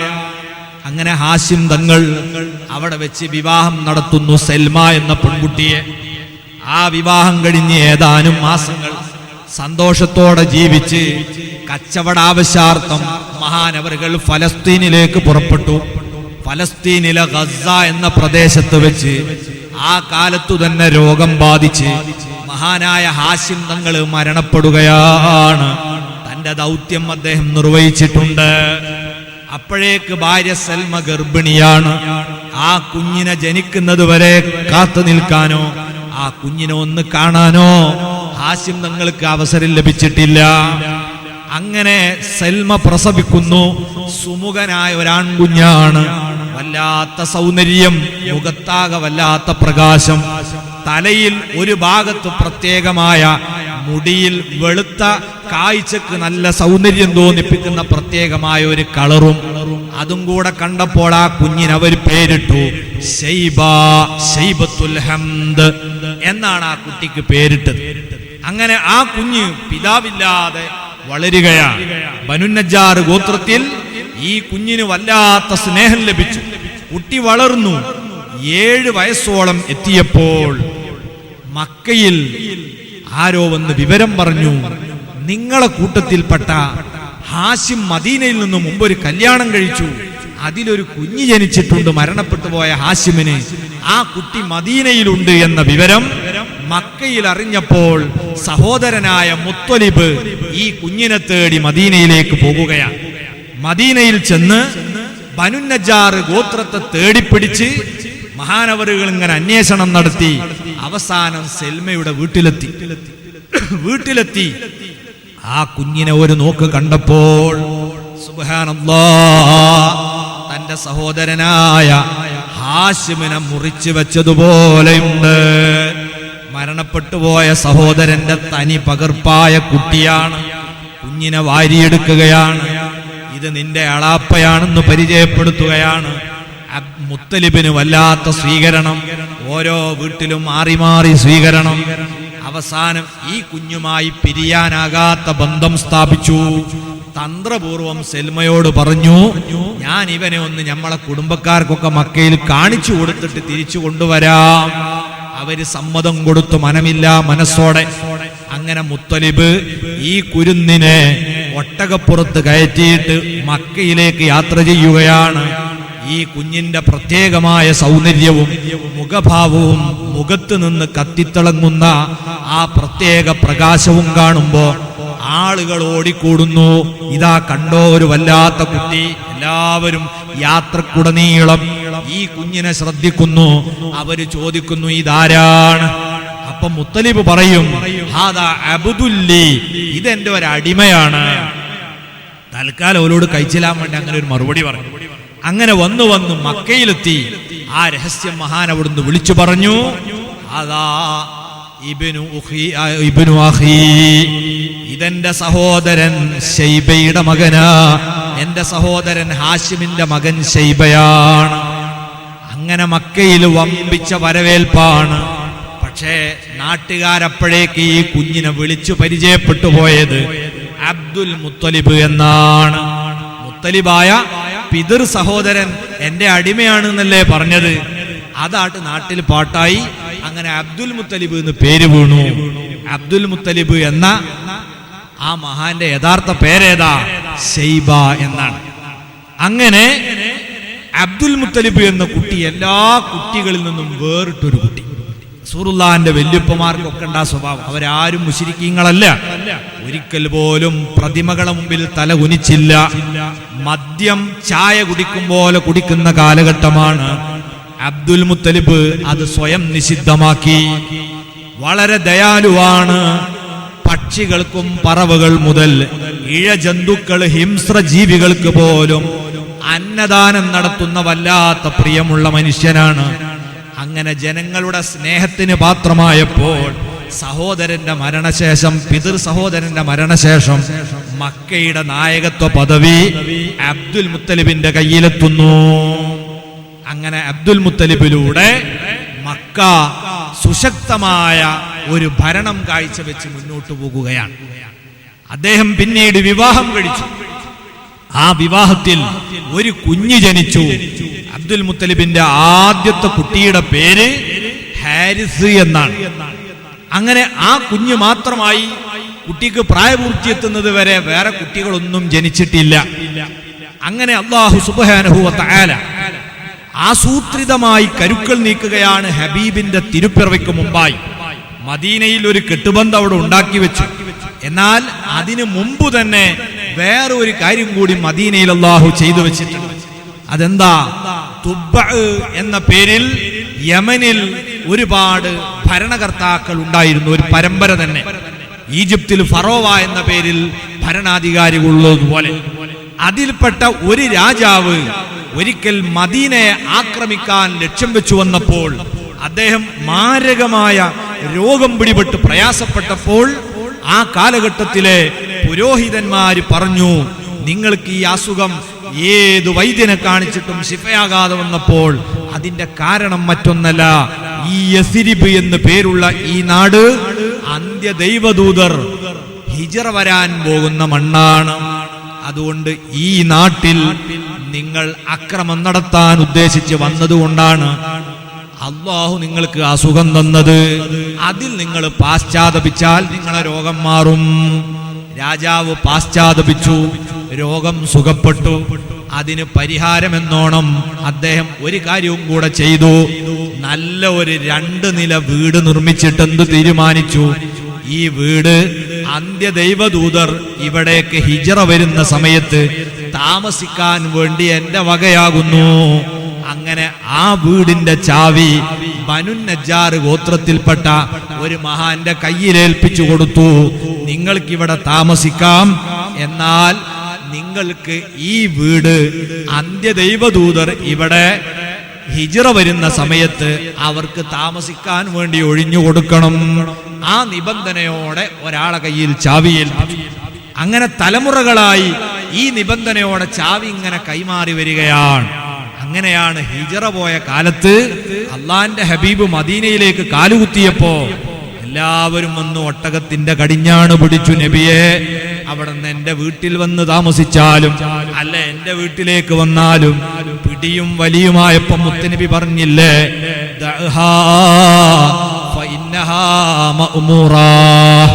എല്ലാവരും ഒട്ടകത്തിന്റെ കടിഞ്ഞാണ് വിടുക, ആരും അതിന്റെ മൂക്കയറ് പിടിക്കേണ്ടതില്ല. ഈ ഒട്ടകം പ്രത്യേകം അള്ളാഹുവിൽ നിന്ന് നിർദ്ദേശം കിട്ടിയിട്ടുണ്ട്. അതെവിടെയാണോ മുട്ടുകുത്തുന്നത് അവിടെയാണ് എന്റെ താമസം. ആ ഒട്ടകം മുട്ടുകുത്തിയത് എവിടെയാ? അന്ന് ബനു നജ്ജാർ ഗോത്രക്കാരനായ മഹാനായ അബൂ അയ്യൂബുൽ അൻസാരി റളിയല്ലാഹു അൻഹുവിന്റെ കൈവശമാണ് ഈ വീട് എത്തിച്ചേർന്നത്. ആ വീട്ടിന്റെ മുന്നിലാണ് ഒട്ടകം മുട്ടുകുത്തിയത്. അവിടെയാണ് മുത്തുനബി ഹിജ്റ വന്നപ്പോൾ ഏതാനും മാസങ്ങൾ താമസിച്ചത്. നോക്കൂ നിങ്ങൾ, ഇതൊരു യാദൃശികമായ പ്രവാചകൻ. ഹിജ്റ വന്ന താമസിക്കാനുള്ള വീട് പോലും നൂറ്റാണ്ടുകൾക്ക് മുമ്പ് നിർമ്മിച്ച് പണി കഴിപ്പിച്ചു വെച്ചിരിക്കുകയാണ്. ആ മുത്തുനബിക്ക് ജനിക്കാനുള്ള മക്കയുടെ നായകത്വം ഇപ്പോൾ ഏറ്റെടുത്തത് അബൂ ത്വാലിബ് തങ്ങളാണ്. മഹാനവറുകളുടെ നേതൃത്വത്തിൽ മക്ക സുശക്തമായി മുന്നോട്ടു പോകുന്നു. തിരുപ്പിറവി അടുക്കാൻ പോകുകയാണ്. അതിന്റെ ഭാഗമായി നേരത്തെ മക്കയിൽ ഒരു കലാപമുണ്ടായി. യമനിൽ നിന്ന് വന്ന ഖുസാഅത്ത് എന്ന ഗോത്രം ഖുറൈശികൾ ഭരിച്ചുകൊണ്ടിരുന്ന മക്കയെ ആക്രമിച്ചിരുന്നു. അങ്ങനെ ആക്രമണം നടത്തി മക്ക പിടിച്ചെടുക്കാൻ അവരെ കൈകളിലേക്ക് മക്ക പോകുന്നു എന്ന് കണ്ടപ്പോൾ അന്നത്തെ നാട്ടുരാജാവായ ഖുറൈശി പ്രമുഖൻ എന്തു ചെയ്തു? കഅബാലയത്തിലേക്ക് കാണിക്കയായി സമർപ്പിക്കപ്പെട്ട എല്ലാ വിലപിടിപ്പുള്ള സാധനങ്ങളും സംസം കിണറിൽ ഇട്ട് ആ കിണർ നോക്കിയാൽ കാണാത്ത വിധം മൂടിക്കളഞ്ഞിട്ടാണ് അദ്ദേഹം നാടുവിട്ടത്. അങ്ങനെ ഖുസാഅത്ത് ഗോത്രക്കാര് മക്ക പതിറ്റാണ്ടുകളോളം ഭരിച്ചു. എവിടെയാണ് സംസം കിണർ എന്ന് അവർക്ക് തെരഞ്ഞിട്ട് കിട്ടിയില്ല.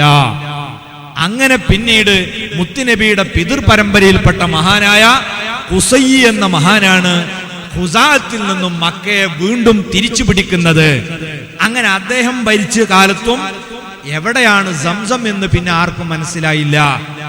അബ്ദുൽ മുത്തലിബ് ഭരണം നടത്തുന്ന കാലത്ത് തിരുപ്പിറവി വരാൻ പോവുകയാണ്. അപ്പോഴേക്കിനി മക്ക ഒന്നുകൂടി സജീവമാകണം. ഇതിനു വേണ്ടി അള്ളാഹു എന്ത് ചെയ്യുന്നു? 4 ദിവസം തുടരെ സ്വപ്നം കാണിച്ചു കൊടുക്കുന്നു. ഇതാ പരിശുദ്ധ കഅബാലയത്തിന്റെ മുമ്പ് സംസം എന്ന കിണറുണ്ടത് കുഴിച്ചെടുക്കണം. 3 ദിവസം സ്വപ്നം കണ്ടപ്പോഴും അബ്ദുൽ മുത്തലിബ് തങ്ങൾക്ക് എന്താണെന്ന് മനസ്സിലായില്ല. കാരണം ഈ കുന്നിന്റെ മുകളിൽ എവിടെയാണ് കിണർ, എങ്ങനെയാണ് വെള്ളം കിട്ടുക? സംശയമാണ്. 4-ാം ദിവസം സ്വപ്നം കണ്ടപ്പോൾ ഒരു കാര്യം കൂടെ വ്യക്തമാക്കി, നിങ്ങൾ കുഴിക്കേണ്ട സ്ഥലം ഇതാ, ഈ വെള്ള കാക്ക നിൽക്കുന്ന സ്ഥലമാണ്. നിങ്ങൾ പോയി നോക്കുമ്പോൾ അവിടെ കാണും. മാത്രമല്ല നിങ്ങൾക്ക് അവിടെ കാണാൻ കഴിയുന്നത് ഒരു ഉറുമ്പിന്റെ ഗോത്രം താമസിക്കുന്നുണ്ടാകും. അവിടെയാണ് നിങ്ങൾ കുഴിച്ചു നോക്കേണ്ടത്. അങ്ങനെ ഈ സ്വപ്നത്തിന്റെ വിവരം മഹാനവറുകൾ എന്തു ചെയ്തു? ഖുറൈശികളൊക്കെ വിളിച്ചു ചേർത്ത് പറഞ്ഞു, ഇവിടെ ഇങ്ങനെ ഒരു സ്വപ്നം ഞാൻ 4 ദിവസമായി തുടരെ കാണുന്നു, അതുകൊണ്ട് നമുക്ക് സംസം കുഴിച്ചെടുക്കണം. ആളുകളൊക്കെ കളിയാക്കി, നിങ്ങൾക്ക് ഭ്രാന്ത, നിങ്ങളാ കണ്ടത് പാഴ്ക്കിനാവാണ്, ഒരിക്കലും യഥാർത്ഥ കിനാവല്ല. ഈ കുന്നിന്റെ മുകളിൽ എവിടെയാണ് വെള്ളം കിട്ടുക? എന്താ നിങ്ങൾ പറയുന്നത്? മഹാൻ പറഞ്ഞു, ഞാൻ കണ്ടത് സത്യമായ സ്വപ്നമാണ്. അങ്ങനെ ബഹുമാനപ്പെട്ടവർ നേരെ വന്ന് സ്ഥലം പരിശോധിച്ചപ്പോ സുബ്ഹാനല്ലാഹ് കാണുന്നു, ആ വെള്ളക്കാക്ക അവിടെ നിന്ന് ഇങ്ങനെ കൊത്തിത്തിന്നുകൊണ്ടിരിക്കുന്നു. ചെന്ന് നോക്കുമ്പോഴതാ അവിടെ ഉറുമ്പിന്റെ ഗോത്രം താമസിക്കുന്നുണ്ട്. എന്നാൽ അവിടെ വലിയൊരു പ്രതിമയെ പ്രതിഷ്ഠിച്ച സ്ഥലമാണ്. അതുകൊണ്ട് തന്നെ ഖുറൈശികളോട് പറഞ്ഞു, ഇതാ ഇവിടെയാണ് സംസം ഉള്ളത്. ഖുറൈശികൾ ഒറ്റക്കെട്ടായി പറഞ്ഞു, ഞങ്ങൾ കുഴിക്കാൻ സമ്മതിക്കൂല. ഇത് നമ്മുടെ പ്രതിഷ്ഠയെ ബാധിക്കുന്ന പ്രശ്നമാണ്. നമ്മളെ നാട് കുട്ടിച്ചോറായി പോകും. അതുകൊണ്ട് അനങ്ങാൻ സമ്മതിക്കൂല. ഭരണാധികാരിയായ അബ്ദുൽ മുത്തലിബ് ഒരു തീരുമാനമെടുത്താൽ അത് നടപ്പാക്കാൻ ആർജവുള്ള ആളാ. അദ്ദേഹം പറഞ്ഞു, ആരും സഹകരിക്കുന്നില്ലെങ്കിൽ വേണ്ട, ഞാനും എന്റെ മകൻ ഏക മകനായ ഹാരിസും ആ കിണർ കുഴിച്ചെടുക്കും. എല്ലാവരെയും അവഗണിച്ച് അവർ രണ്ടുപേരും പിക്കാസും കൈക്കോട്ടുമായി വന്ന് കിണർ കുഴിക്കാൻ തുടങ്ങി. അപ്പൊ ആദ്യം ഇവരൊക്കെ കളിയാക്കിയ പിരാന്താട് തീരട്ടെ, അതുവരെ കുഴിക്കട്ടെ എന്നിങ്ങനെ മാറി നിന്നു. എന്നാൽ അത്ഭുതമെന്ന് പറയട്ടെ, കുറച്ചങ്ങോട്ട് കുഴിച്ചപ്പോൾ പിന്നീട് എന്താണ് കാണുന്നത്? വിലപിടിപ്പുള്ള സ്വർണങ്ങളാണ്, പല തരത്തിലുള്ള വലിയ മൂല്യങ്ങളുള്ള നാണയങ്ങളാണ്, പല ജീവികളുടെയും കോലത്തിൽ വെള്ളിയുടെയും സ്വർണത്തിന്റെയും വലിയ കൂമ്പാരങ്ങളാണ്. ഇതിങ്ങനെ കാണാൻ തുടങ്ങിയപ്പം കുറേശികളൊക്കെ അടുത്തുകൂടി. അങ്ങനെ ആൾക്കാരൊക്കെ തലേ ചോർന്ന്, ഇതിപ്പം നമ്മൾ എങ്ങനെയാണ് ഓരിയക്കണ്? ചർച്ച അങ്ങോട്ടാ. പിന്നെ ഇത് ഓരി വെച്ച് എടുക്കണല്ലോ. അദ്ദേഹം പറഞ്ഞു, അങ്ങനെ ഓരിയെക്കാൻ പറ്റൂല, നമുക്ക് 3 നറുക്കിട്ടിട്ട് 2 നറുക്കെടുക്കും. ആ നറുക്കാർക്കാ കിട്ടണ്? അവർക്ക് പകുതിയും പകുതിയും കൊടുക്കാം. ഒന്ന് ഖുറൈശികൾക്ക്, ഒന്ന് കഅബത്തിന്, ഒന്ന് കുഴിച്ച അബ്ദുൽ മുത്തലിബ്. ഇങ്ങനെ 3 നറുക്കിട്ട് ആദ്യത്തെ നറുക്ക് തന്നെ കഅബത്തിന് കിട്ടി, പകുതി അങ്ങോട്ട് പോയി. രണ്ടാമത്തെ നറുക്കോ കുഴിച്ച ആക്കും കിട്ടി, ഖുറൈശിക്കൊന്നുമില്ല. അങ്ങനെ ആ പ്രശ്നം പരിഹരിച്ചു. അവസാനം കുറച്ചുകൂടി അങ്ങോട്ട് പോയി നോക്കുമ്പോൾ അതാ ശുദ്ധമായ വെള്ളം നിർഗളിക്കുന്നു. സുബ്ഹാന ജല്ല ജലാലു, ഒരു കാലത്തും വറ്റിപ്പോകാതെ നിരന്തരം കോരിയെടുത്തിട്ടും ആ പ്രവാഹം നിലക്കാത്ത ഫീഹി ആയാത്തും ബയ്യിനാത്ത്, വിശുദ്ധ കഅബയുടെ ചാരത്ത് ഒരുപാട് വ്യക്തമായ ദൃഷ്ടാന്തങ്ങളുണ്ട് എന്ന് മുത്തുനബി ഖുർആൻ പറഞ്ഞ ആ ദൃഷ്ടാന്തം കുഴിച്ചെടുക്കപ്പെടുകയാണ്. ഇത് തിരുപ്പിറവിയുടെ മുന്നോടിയായി മക്കയിലേക്ക് ജനശ്രദ്ധ ആകർഷിക്കപ്പെടാൻ അള്ളാഹു ഒരുക്കിയ സംവിധാനത്തിന്റെ ഭാഗമാണ്. ആ സമയത്ത് മഹാനായ അബ്ദുൽ മുത്തലിബ് തങ്ങൾ ഒരു നേർച്ച നേർന്നിരുന്നു, ഒരു ശപഥം ചെയ്തിരുന്നു. എന്താ ശപഥം? താൻ ഈ കിണർ ഒഴിക്കാൻ നേരത്ത് ഒരു കുട്ടി പിന്തുണച്ചില്ല. ഏകപുത്രനായ ഹാരിസ് മാത്രമാണ്. ആ സമയത്ത് മഹാൻ കഅബത്തെ സാക്ഷിയാക്കി പറഞ്ഞു, പടച്ചവനെ, എനിക്കെങ്ങാനും നീ എന്റെ ഈ ഹാരിസിനെ പോലെ 10 ആൺമക്കളെ തരികയും ആ മക്കൾ എന്നോടൊപ്പം അധ്വാനിക്കാനും ഇത്തരം പ്രതിസന്ധി ഘട്ടങ്ങളിൽ പ്രതിരോധിക്കാനും പ്രായപൂർത്തിയെത്തിയവരായി എത്തുകയും ചെയ്താൽ അതിൽ ഒരുവനെ ഞാൻ നിനക്ക് വേണ്ടി ഈ കഅബത്തിന്റെ മുന്നിൽ വെച്ച് ബലിയർക്കും എന്നാണ് നേർച്ച. അല്ലാഹു തആല അതാ കൊടുക്കാൻ തുടങ്ങി. മഹാനായ അബ്ദുൽ മുത്തലിബ് തങ്ങൾക്ക് മക്കളെ കൊടുത്തു. വന്നു 19 മക്കളായി. അതിൽ 15 ആൺമക്കളാണ്, 4 പെൺകുട്ടികളാണ് അബ്ദുൽ മുത്തലിബ് തങ്ങൾക്ക്. അങ്ങനെ ജനിച്ചതിൽ ഖുസും എന്ന് പേരുള്ള ഒരാൺകുട്ടി ചെറുപ്പത്തിലെ മരിച്ചുപോയി. പിന്നെ ഉണ്ടായ ആൺമക്കൾ പ്രായപൂർത്തിയെത്തുന്നത് 10ാമനായി അബ്ദുള്ള എന്ന മകനാണ്. അബ്ദുള്ളക്ക് കൂടി പ്രായം തികഞ്ഞപ്പോൾ വാപ്പയായ അബ്ദുൽ മുത്തലിബ് ചിന്തിക്കുന്നു, പടച്ചവനെ, ഞാൻ അന്നൊരു നേർച്ച നേർന്നിട്ടുണ്ടല്ലോ, എനിക്ക് 10 കുട്ടികൾ ആൺമക്കള് പ്രായപൂർത്തിയെത്തി എന്നോടൊപ്പം പ്രവർത്തിക്കാൻ പക്വതയാർജിച്ചാൽ അവരിൽ ഒരുത്തനെ ബലിയറുക്കുമെന്ന്.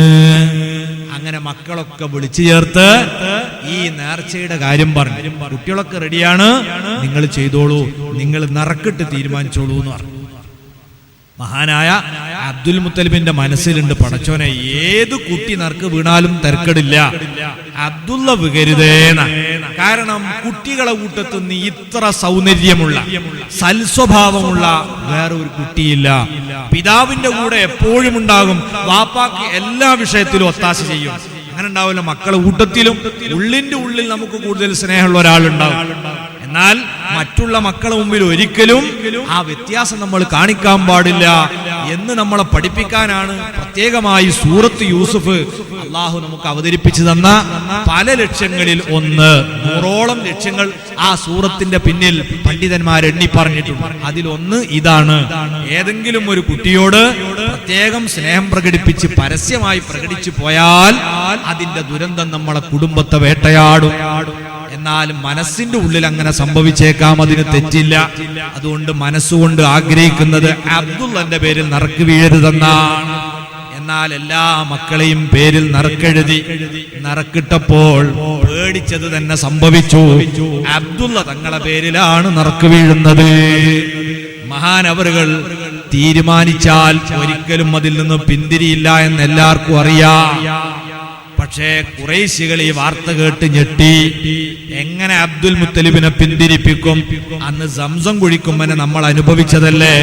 തീരുമാനിച്ചാൽ വയ്യോട്ടടിക്കാത്ത ആർജവമുള്ള നേതാവാണ്. എല്ലാവരും കൂടെ വന്ന് കാല് പിടിച്ചു പറഞ്ഞു, തങ്ങളെ, നിങ്ങൾ ഈ നാടിന്റെ നായകനാണ്. ഇവിടെ വെച്ച് ഒരു മനുഷ്യനെ നിങ്ങൾ ബലിയർപ്പിച്ചാൽ അത് പിന്നീട് ഒരു ചര്യയായി മാറും. ആളുകൾ അവരെ മക്കളെ കൊണ്ടുവന്ന് ഇവിടെ കുരുതി കൊടുക്കുന്ന അവസ്ഥ വരും. ദയവ് ചെയ്ത് പിന്മാറണം. അബ്ദുൽ മുത്തലിബ് പറഞ്ഞു, ഞാൻ എന്റെ റബ്ബുമായിട്ട് ചെയ്ത കരാറാണ്, പിന്മാറാൻ പറ്റൂല.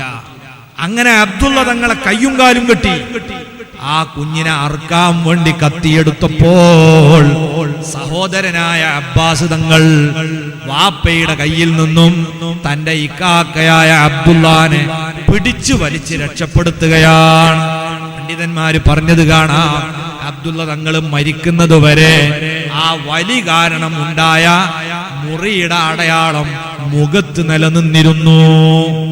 അങ്ങനെ മക്കൾ എന്നെ പിടിച്ച് വലിച്ചു കൊണ്ടുപോയി രക്ഷപ്പെടുത്തിയപ്പോ വാപ്പക്ക് അറക്കാൻ കഴിഞ്ഞില്ല. അപ്പൊ വാപ്പക്കാകെ വിഷമായി. അപ്പൊ ഖുറൈശികൾ വന്നിട്ട് പറഞ്ഞു, നമുക്കൊരു കാര്യം ചെയ്യാം, ഈ കേസ് നമുക്ക് അങ്ങകലെ ഒരു പുരോഹിതനുണ്ട്, അയാളെടുത്തേക്ക് വിടാം. അങ്ങനെ എല്ലാവരും യോജിച്ച് പുരോഹിതന്റെ അടുത്ത് പോയി. പുരോഹിതൻ പറഞ്ഞു, ഇന്ന് പെട്ടെന്ന് എനിക്കിതിന് മറുപടി പറയാൻ കഴിയില്ല, പരിഹാരം നിർദ്ദേശിക്കാൻ പറ്റൂല, നിങ്ങൾ നാളെ വരി. അയാൾ നന്നായിട്ട് ആലോചിച്ചു. അങ്ങനെ അടുത്ത ദിവസം ചെന്നു. അദ്ദേഹം ചോദിച്ചു, നിങ്ങളെ കൂട്ടത്തിൽ ഒരാൾ കൊല ചെയ്യപ്പെട്ടു പോയാൽ അതിന് പ്രായശ്ചിത്തമായി എന്താണ് പരിഹാരം ചെയ്യാറുള്ളത്? അവര് പറഞ്ഞു, പകരം 10 ഒട്ടകത്ത് കൊടുക്കലാണ് പതിവ്. അപ്പൊ ഇയാൾ നിർദ്ദേശിച്ചു, ഇനി ഒരു കാര്യം ചെയ്യും, നിങ്ങൾ 2 നറുക്കുണ്ടാക്കാം. ഒന്ന് അബ്ദുള്ളയുടെ പേരിൽ, ഒന്ന് 10 ഒട്ടകത്തിന്റെ പേരിൽ ഒരു നറുക്കും. അങ്ങനെ നറുക്കിട്ടിട്ട് 10 ഒട്ടകത്തെയാണ് നറുക്കിൽ കിട്ടുന്നതെങ്കിൽ ആ ഒട്ടകങ്ങളെ അറുത്ത് ദാനം ചെയ്യാ, അബ്ദുള്ളനെ വെറുതെ വിടുക. അല്ല, നറുക്ക് വീണ്ടും അബ്ദുള്ളയുടെ മേൽ തന്നെയാണോ വീഴുന്നതെങ്കിൽ എന്ത് വേണം? ഒരു 10 ഒട്ടകവും കൂടിയും എക്സ്ട്രാ വെച്ച് 20 ആക്കിയിട്ട് രണ്ടാമത് നറുക്കണം. വീണ്ടും അബ്ദുള്ളക്കാ കിട്ടുന്ന 10 കൂടി വെച്ച് 30 ആക്കണം. അങ്ങനെ അബ്ദുള്ളയുടെ പേരിൽ നറുക്ക് വീഴുന്നത് വരെ 10 ഒട്ടകം ഇങ്ങനെ കൂട്ടിക്കൊടുക്കണം. അബ്ദുള്ളനെ അറക്കാൻ എന്തായാലും പാടില്ല. അബ്ദുള്ളന്റെ വിലക്കൊത്ത ഒട്ടകപ്പുറത്തുണ്ടാകുമ്പോൾ നറുക്ക് കിട്ടും, അപ്പൊ നിങ്ങൾക്ക് രക്ഷപ്പെടുത്താം. അങ്ങനെ 90 വരെ വെച്ചു. മുഴുവൻ വീണത് അബ്ദുള്ള തങ്ങളെ പേരിലാണ്. അവസാനം ഒരു ഭാഗത്ത് 100 ഒട്ടകം, മറുഭാഗത്ത് അബ്ദുള്ള. ആ നറുക്കിട്ടപ്പോഴാണ് അബ്ദുള്ളയുടെ പേരിൽ നിന്നും മാറി ഒട്ടകങ്ങളെ പേരിൽ നറുക്ക് വീഴുന്നത്. അങ്ങനെ 100 ഒട്ടകങ്ങൾക്ക് വില വരുന്ന ഒരു വലിയ മനുഷ്യനാണ് മുത്തുനബിയുടെ പിതാവായ അബ്ദുള്ള. ലോകത്തിന്റെ തന്നെ ശ്രദ്ധാകേന്ദ്രമാക്കി മുത്തുനബിയുടെ പിതാവിനെ മാറ്റാൻ അള്ളാഹു ചെയ്ത ആസൂത്രിത പ്രവർത്തനത്തിന്റെ ഭാഗം കൂടിയാണിത്. അബ്ദുൽ മുത്തലിബ് 100 ഒട്ടകങ്ങളെ അറുത്ത് ജനങ്ങളോട് പറഞ്ഞു, ആവശ്യക്കാർ ആവശ്യമുള്ളത്ര എടുത്തു കൊണ്ടുപോകൂ. അങ്ങനെ മുത്തുനബിയുടെ പിതാവ് ആ അറവിൽ നിന്ന് രക്ഷപ്പെട്ട പിതാവ്. ഇതുകൊണ്ട് നബി തങ്ങൾക്ക് മറ്റൊരു പേരുകൂടെയുണ്ട്, ഇബ്നു ദബീഹൈൻ. അറുക്കപ്പെട്ട 2 വാപ്പമാരെ പുത്രനാണ്. ഒരു വാപ്പ അബുൽ അറബ് എന്നറിയപ്പെടുന്ന സയ്യിദുന നബിയുല്ലാഹി ഇസ്മായിൽ അലൈഹിസ്സലാം. ഇതിനു മുമ്പ് ഇബ്രാഹിം നബിന്റെ അറവിന്ന് രക്ഷപ്പെട്ട ആളാ. അബ്ദുൽ മുത്തലിബിന്റെ അറവിന്ന് രക്ഷപ്പെട്ട ആളാണ് മഹാനായ സയ്യിദുന അബ്ദുള്ള റളിയല്ലാഹു അൻഹു. അതുകൊണ്ട് 2 അറുക്കപ്പെട്ടവരുടെ മകൻ എന്ന ഓമനപ്പേര് കൂടി മുത്തുനബിക്ക് കിട്ടി. അതോടെ മക്ക കൂടുതൽ ശ്രദ്ധയാകർഷിക്കപ്പെടുക. ഈ കുട്ടിയെ അതോടുകൂടെ മക്കക്കാരെല്ലാവരും പരിചയപ്പെടും. ഓരോരുത്തരും വന്ന് വിലപിടിപ്പുള്ള ഒരു മകനാണല്ലോ, 100 ഒട്ടകം പകരം കൊടുത്ത് ജീവൻ രക്ഷിച്ച കുട്ടിയാണ്. എല്ലാ കുടുംബക്കാർക്കും ആഗ്രഹം അബ്ദുള്ളയൊന്ന് പുതിയാപ്പിളയായി കിട്ടിയെങ്കിൽ. 18 വയസ്സിലേക്ക് കടന്ന ആ കുട്ടിക്ക് വേണ്ടി എല്ലാവരും പിന്നാലെ കൂടുന്നു. എന്നാൽ ഭാഗ്യം ലഭിച്ചത് ആർക്കാണെന്നല്ലേ? വഹബിന്റെ പൊന്നോമന പുത്രിയായ ആമിന ബീവി റളിയല്ലാഹു അൻഹാ അവർക്കാണ് ആ സുന്ദരനായ സുമുഖനായ സൗമ്യ സ്വഭാവക്കാരനായ അബ്ദുള്ളയെ വിവാഹം ചെയ്യാൻ ഭാഗ്യം ലഭിച്ചത്.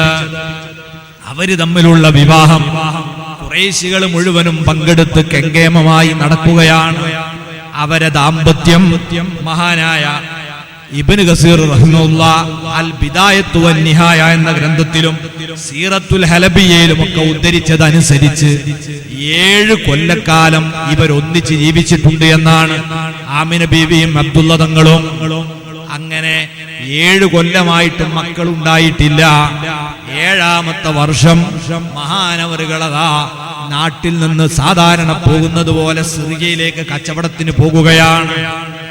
ആ പോയതിന് ശേഷമാണ് ആമിന ബീവി റളിയല്ലാഹു അൻഹ ആ വിവരമറിയുന്നത്. ഞാൻ ഗർഭിണിയാണ്. ഭർത്താവ് ഈ വിവരം അറിയില്ല. അദ്ദേഹം വന്നിട്ട് ഈ വിവരമൊന്ന് പറയണം. ആഹ്ലാദത്തോടെ കാത്തിരിക്കുകയാണ്. പ്രിയപ്പെട്ട ഭർത്താവിന്റെ വരവും കാത്ത് ആമിന ബീവി റളിയല്ലാഹു അൻഹ എന്നും നോക്കി നിൽക്കുകയാണ്. ആ ഇടയ്ക്കൊരു വാർത്ത വന്നു, സിറിയയിൽ നിന്ന് ഭർത്താവ് മടങ്ങി വരുന്നുണ്ട്. ആമിന ബീവി ഈ വിവരം എന്റെ ഭർത്താവ് കേട്ടാൽ തീർച്ചയായും സന്തോഷിക്കും. കൊല്ലങ്ങളായ ഒരു കുഞ്ഞിക്കാല് കാണാനുള്ള മോഹത്തിലാണ് അദ്ദേഹം. പക്ഷേ അല്ലാഹുവിന്റെ ഖളാവും ആസൂത്രണവും എന്ന് പറയട്ടെ, മുത്തുനബിയുടെ പിതാവ് അബ്ദുള്ള റളിയല്ലാഹു അൻഹു മദീനയിലെത്തിയപ്പോൾ ഭയങ്കര രോഗം ബാധിച്ചു. യാത്ര ചെയ്യാൻ ബുദ്ധിമുട്ടായി. മഹാനവറുകൾ അവിടെ മദീനയിൽ തന്റെ പിതാവ് അബ്ദുൽ മുത്തലിബ് തങ്ങളുടെ അമ്മാവന്മാരെ വീട്ടിൽ വിശ്രമിച്ചു. കുടുംബക്കാരവിടെ ഉണ്ടല്ലോ. മക്കയിൽ നിന്ന് വിവരമറിഞ്ഞ് ആളുകൾ അങ്ങോട്ട് പുറപ്പെട്ടു. അവരവിടെ വന്നു ചേരുന്നതിന് മുമ്പ് ഇന്നാ ലില്ലാഹി വ ഇന്നാ ഇലൈഹി റാജിഊൻ, മഹാനായ മുത്തുനബിയുടെ പിതാവ് തന്റെ ഭാര്യ ഗർഭിണിയാണെന്ന വിവരം പോലും അറിയുന്നതിന് മുമ്പ് വഫാത്തായി. ഇതിലും പണ്ഡിതന്മാർ പല ഹിക്മത്തുകളും പറയുന്നുണ്ട്. മുത്തുനബി സ്വല്ലല്ലാഹു അലൈഹി വസല്ലം തങ്ങൾ അന്ത്യവിശ്രമം കൊള്ളാൻ പോകുന്ന മദീനയിൽ തന്നെയാണ് പിതാവിന് വിശ്രമിക്കാനുള്ള സൗകര്യം അല്ലാഹ് നേരത്തെ ചെയ്തു വെക്കുന്നത്.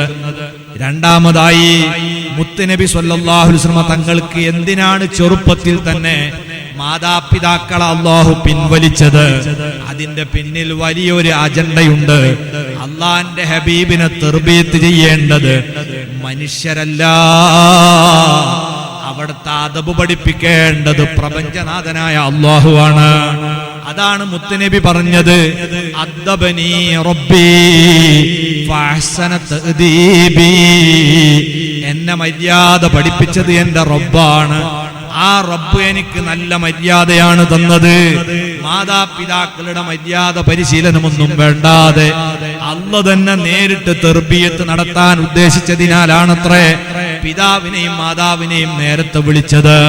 അങ്ങനെ അന്ത്യവിശ്രമം കൊള്ളാൻ അല്ലാഹു നിശ്ചയിച്ച മദീനയിൽ തന്നെ പിതാവിന് നേരത്തെ വിശ്രമ സ്ഥലം അല്ലാഹു തെരഞ്ഞെടുക്കുകയാണ്.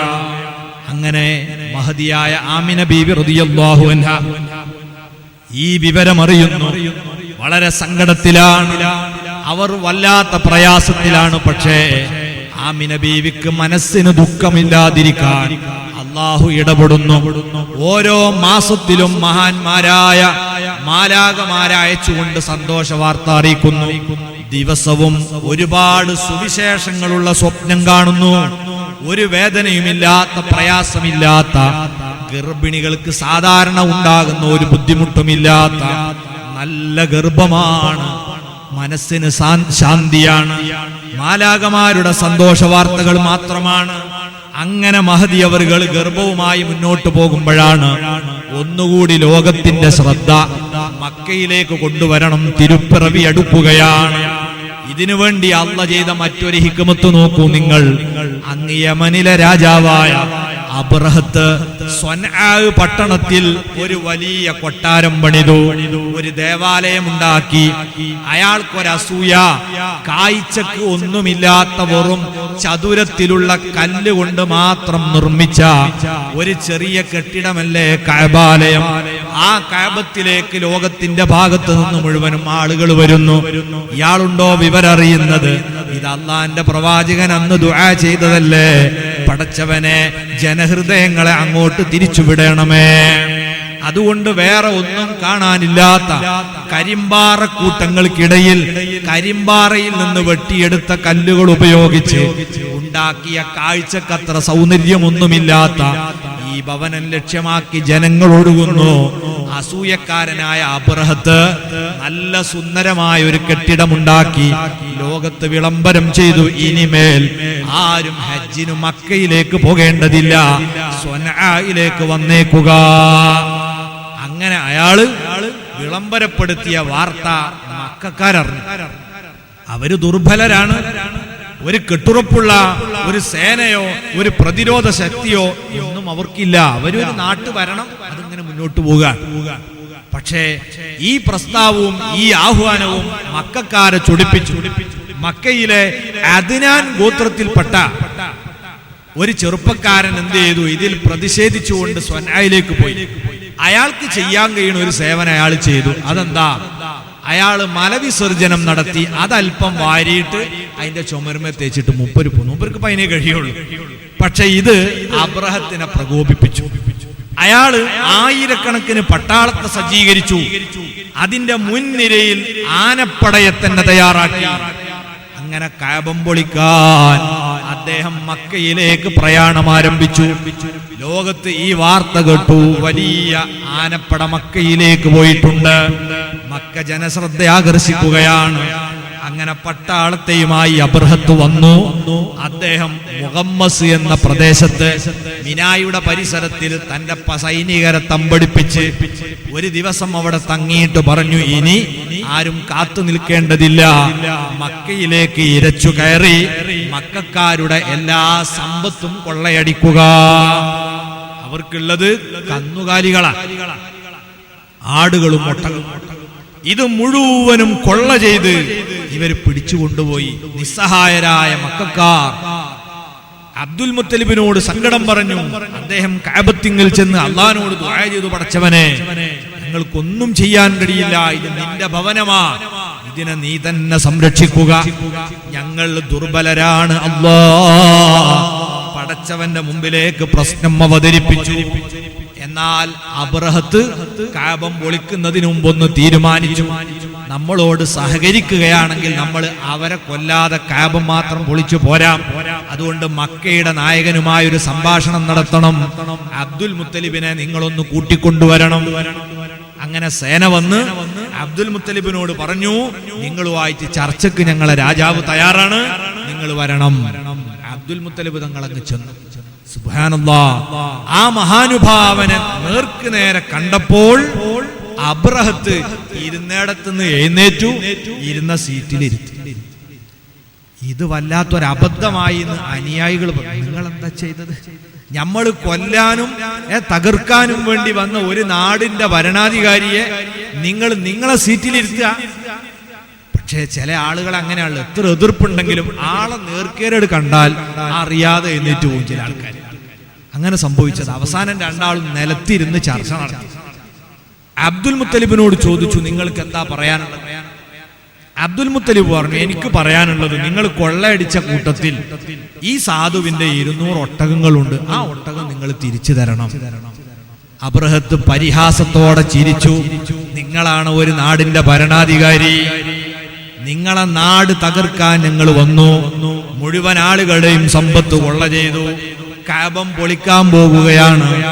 അതിനെപ്പറ്റി ഒരക്ഷരം പറയാതെ നിങ്ങളെ സ്വന്തം ഈ ഒട്ടകങ്ങളെ കുറിച്ചാണോ നിങ്ങൾക്ക് സംസാരിക്കാനുള്ളത്? നിങ്ങൾ എന്തു ഭരണാധികാരിയാണ്?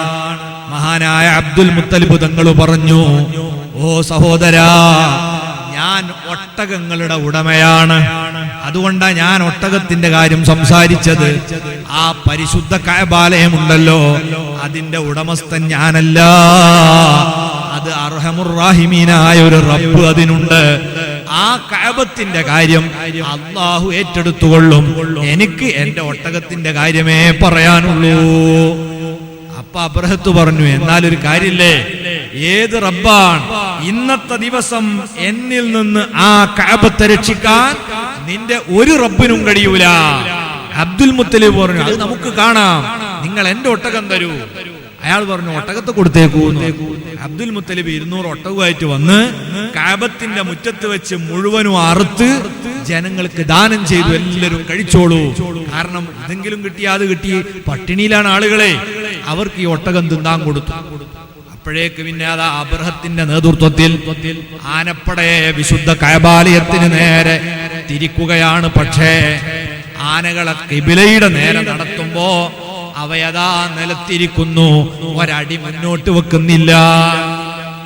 വേറെ ഏതെങ്കിലും ഒരു ദിശയിലേക്ക് തെളിച്ചാൽ ആവേശപൂർവം അത് നടക്കുന്നു. അവസാനം രണ്ടും കൽപ്പിച്ചുകൊണ്ട് സൈനികരെയുമായി ആനകളെ മാറ്റിവെച്ച് മുന്നോട്ട് നീങ്ങാൻ അബ്രഹത്ത് തീരുമാനിക്കുന്ന സമയത്താണ് അള്ളാഹു അവന്റെ അഭൗതികമായ ലോകത്ത് നിന്ന് ഒരു പ്രത്യേക സേനയെ അവതരിപ്പിക്കുന്നു. അലം തറ കൈഫ ഫഅല റബ്ബുക ബി അസ്ഹാബിൽ ഫീൽ അലം യജ്അൽ കൈദഹും ഫീ തദ്ലീൽ. അലം തറ കൈഫ ഫഅല റബ്ബുക ബി അസ്ഹാബിൽ ഫീൽ. ആനപ്പടയുമായി വന്നവനെ നിങ്ങളെ റബ്ബ് എങ്ങനെയാണ് കൈകാര്യം ചെയ്തത് നിങ്ങൾ അറിഞ്ഞിട്ടില്ലേ? അലം യജ്അൽ കൈദഹും ഫീ തദ്ലീൽ. അവരെ എല്ലാ കുതന്ത്രവും അല്ലാഹു പരാജയപ്പെടുത്തിയില്ലേ നബിയെ? തർമീം ബിഹിജാറത്തിൻ മിൻ സിജ്ജീൽ. അതെ, വാർസല അലൈഹിം ത്വയ്റൻ അബാബീൽ. കൂട്ടം കൂട്ടമായി ഒരു തരം ചെറുപക്ഷികളെ അല്ലാഹു അവരെക്കുള്ള അയക്കുകയാണ്. ആ പക്ഷികൾ ഒരു പയറുമണിയോളം വലിപ്പമുള്ള ചൂടുകട്ട കൊണ്ട് അവരെ എറിയുന്നു. ഒരു കട്ട ഒരാളെ പേരെഴുതിയിട്ടുണ്ടെങ്കിൽ അയാളെ തലയിലേക്ക് വന്നു വീണാൽ അയാളെ പടത്തൊപ്പി ഓട്ടയാക്കി തലയിലൂടെ ഇറങ്ങി ചങ്കിലൂടെ വയറ്റിലെത്തി അത് അയാളുടെ പിന്തോരം വഴി കയറിയിരുന്ന ആനയുടെ പുറത്തേക്ക് അല്ലെങ്കിൽ ഒട്ടകത്തിന്റെ കുതിരയുടെ പുറത്തേക്ക് ഇറങ്ങിയിട്ട് ആ ഒട്ടകവും മനുഷ്യനും ആനയുമെല്ലാം കല്ല് താഴെ എത്തുമ്പോഴേക്ക് ഇതെല്ലാം കത്തിച്ചാരമായി ഭക്ഷിച്ച് കാഷ്ടിച്ചു കളഞ്ഞ വൈക്കോല് കണക്കെ ആനപ്പിണ്ടി പോലെ അത് വെറും ചാരമായി മാറുന്നു. ഇങ്ങനെയുള്ള ഒരു തകർക്കൽ അല്ലാഹു അവരെ തകർത്തു. അബ്രഹത്തും ഏതാനും സൈനികരും ഓടി ഓടി യമനിലെത്തിയ അബ്രഹത്ത് അവിടെ വെച്ച് ഹൃദയം പൊട്ടി മരിച്ചു. ബാക്കിയുള്ളവരെ അല്ലാഹു ബാക്കിയാക്കിയത് ഈ സംഭവം നാട്ടുകാരോടും ലോകത്തോടും വിളിച്ചു പറയാനാണ്. അങ്ങനെ മുത്തുനബി ജനിക്കുന്നതിന്റെ 50 ദിവസം മുമ്പാണ് ഈ ലോക ശ്രദ്ധയാകർഷിച്ച ഒരു സംഭവം മക്കയിൽ അല്ലാഹു നടത്തുന്നത്. എന്തിനു വേണ്ടി? അഷ്റഫുൽ ഖൽഖിന്റെ തിരുപ്പിറവിയോടെ മക്ക ലോകത്തിന്റെ കേന്ദ്രമാകാൻ പോകുകയാണ്. അവിടേക്ക് ജനശ്രദ്ധ ആകർഷിക്കാനുള്ള സാഹചര്യം ഒരുക്കുന്നതിന്റെ ഭാഗമാണ് അല്ലാഹു സുബ്ഹാനഹു വ തആല ഇത് ചെയ്തിട്ടുള്ളത്. അങ്ങനെ ആമിന ബി റളിയല്ലാഹു അൻഹ മഹാനായ അബ്ദുൽ മുത്തലിബിന്റെ വീട്ടിലാണുള്ളത്. അബ്ദുൽ മുത്തലിബ് തങ്ങൾ വല്ലാതെ സന്തോഷിച്ചു. അർഹമുർ റഹീമീനായ റബ്ബിനെ സ്തുതിച്ചു. എല്ലാവർക്കും ഇതൊരു പാഠമാണ്. വിശുദ്ധ കഅബാലയത്തിന്റെ നാഥനായ അല്ലാഹുവിനെ കുറിച്ച് ചിന്തിക്കാനുള്ള ഒന്നാം തരം പാഠമാണ്. അങ്ങനെ മഹാനവറുകൾ ഇങ്ങനെ താമസിക്കുന്നു. തന്റെ പൊന്നോമന പുത്രന്റെ ഭാര്യ പ്രസവത്തോടടുക്കുകയാണ്. പരിശുദ്ധ റബീഉൽ അവ്വൽ മാസമായതോടുകൂടി മഹദി അവറുകൾ ധാരാളം നല്ല സ്വപ്നം കാണാൻ തുടങ്ങുകയാണ്. അങ്ങനെ പരിശുദ്ധമായ റബീഉൽ അവ്വൽ 12ാമത്തെ രാവ്, ആ രാവ് വന്നപ്പോൾ അന്ന് പല വാർത്തകളും ലോകത്തിന്റെ പല ഭാഗത്തും കേട്ടുകൊണ്ടിരിക്കും. പലതരത്തിലുള്ള വാർത്തകളാണ് വരുന്നത്.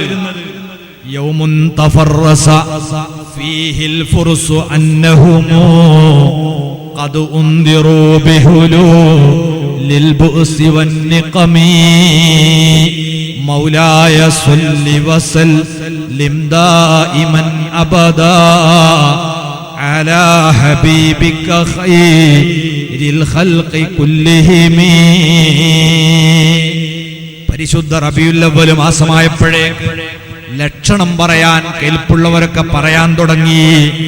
ഇതാ നമ്മളെ നാട്ടിൽ എന്തോ ഒരു താക്കീത് വന്നിട്ടുണ്ട്, ഒരപകടം വരാൻ പോകുന്നു, നമ്മൾ ഈ ആരാധിച്ചു കൊണ്ടിരിക്കുന്ന ദൈവങ്ങൾക്കൊക്കെ ഒരു തകർച്ച വരാൻ പോകുന്നു. അതിന്റെ സൂചനകളൊക്കെ അന്തരീക്ഷത്തിൽ കാണുന്നുണ്ട്, ചക്രവാളത്തിൽ പ്രത്യക്ഷപ്പെട്ടിട്ടുണ്ട്. ലക്ഷണം പറയുന്ന ആളുകളൊക്കെ ഇങ്ങനെ പറയാൻ തുടങ്ങി. അതേ സമയത്ത് തന്നെ മറ്റൊരു ഭാഗത്ത് നിന്ന് വാർത്ത വരികയാണ്, വബാത ഈവാനു കിസ്റാ വഹുവ മുൻസദിഉൻ കശംലി അസ്ഹാബി കിസ്റാ غير ملتأمي مولاي صل وسلم دائما أبدا على حبيبك خير الخلق كلهم. കിസ്റ രാജാക്കന്മാരെ കൊട്ടാരങ്ങൾ പ്രത്യേകമായ രീതിയിൽ ഇളകി മറിയുകയാണ് ഒരു ഭാഗത്ത്. അതേ സമയത്ത് മറുഭാഗത്ത് വന്നാറു ഖാമിദത്തുൽ അംഫാസി മിൻ നസഫി അലൈഹി വന്നഹ്റു സാഹിൽ ഐനി മിൻ സദമി. 1000 കൊല്ലമായി തലമുറകളായി കെട്ടുപോകാൻ സമ്മതിക്കാതെ കാവൽ നിന്ന് കത്തിച്ചു പിടിപ്പിച്ചു വെച്ച നരകാഗ്നി പെട്ടെന്നങ്ങ് കെട്ടുപോയി എന്ന വാർത്ത ലോകം കേൾക്കുകയാണ്.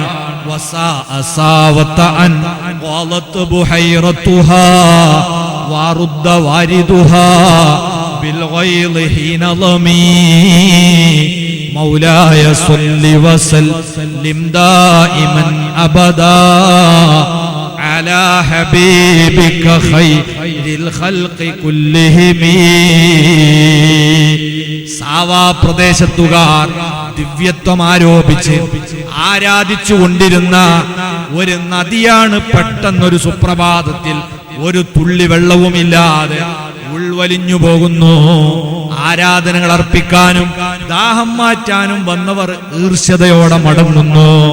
ലോകത്ത് നിന്ന് കേൾക്കുന്ന വാർത്തകളാണ്, മുത്തുനബിയുടെ ജന്മത്തിൽ എന്തിനാണ് അള്ളാഹു ഇങ്ങനെയുള്ള അത്ഭുതങ്ങൾ കാണിച്ചത്?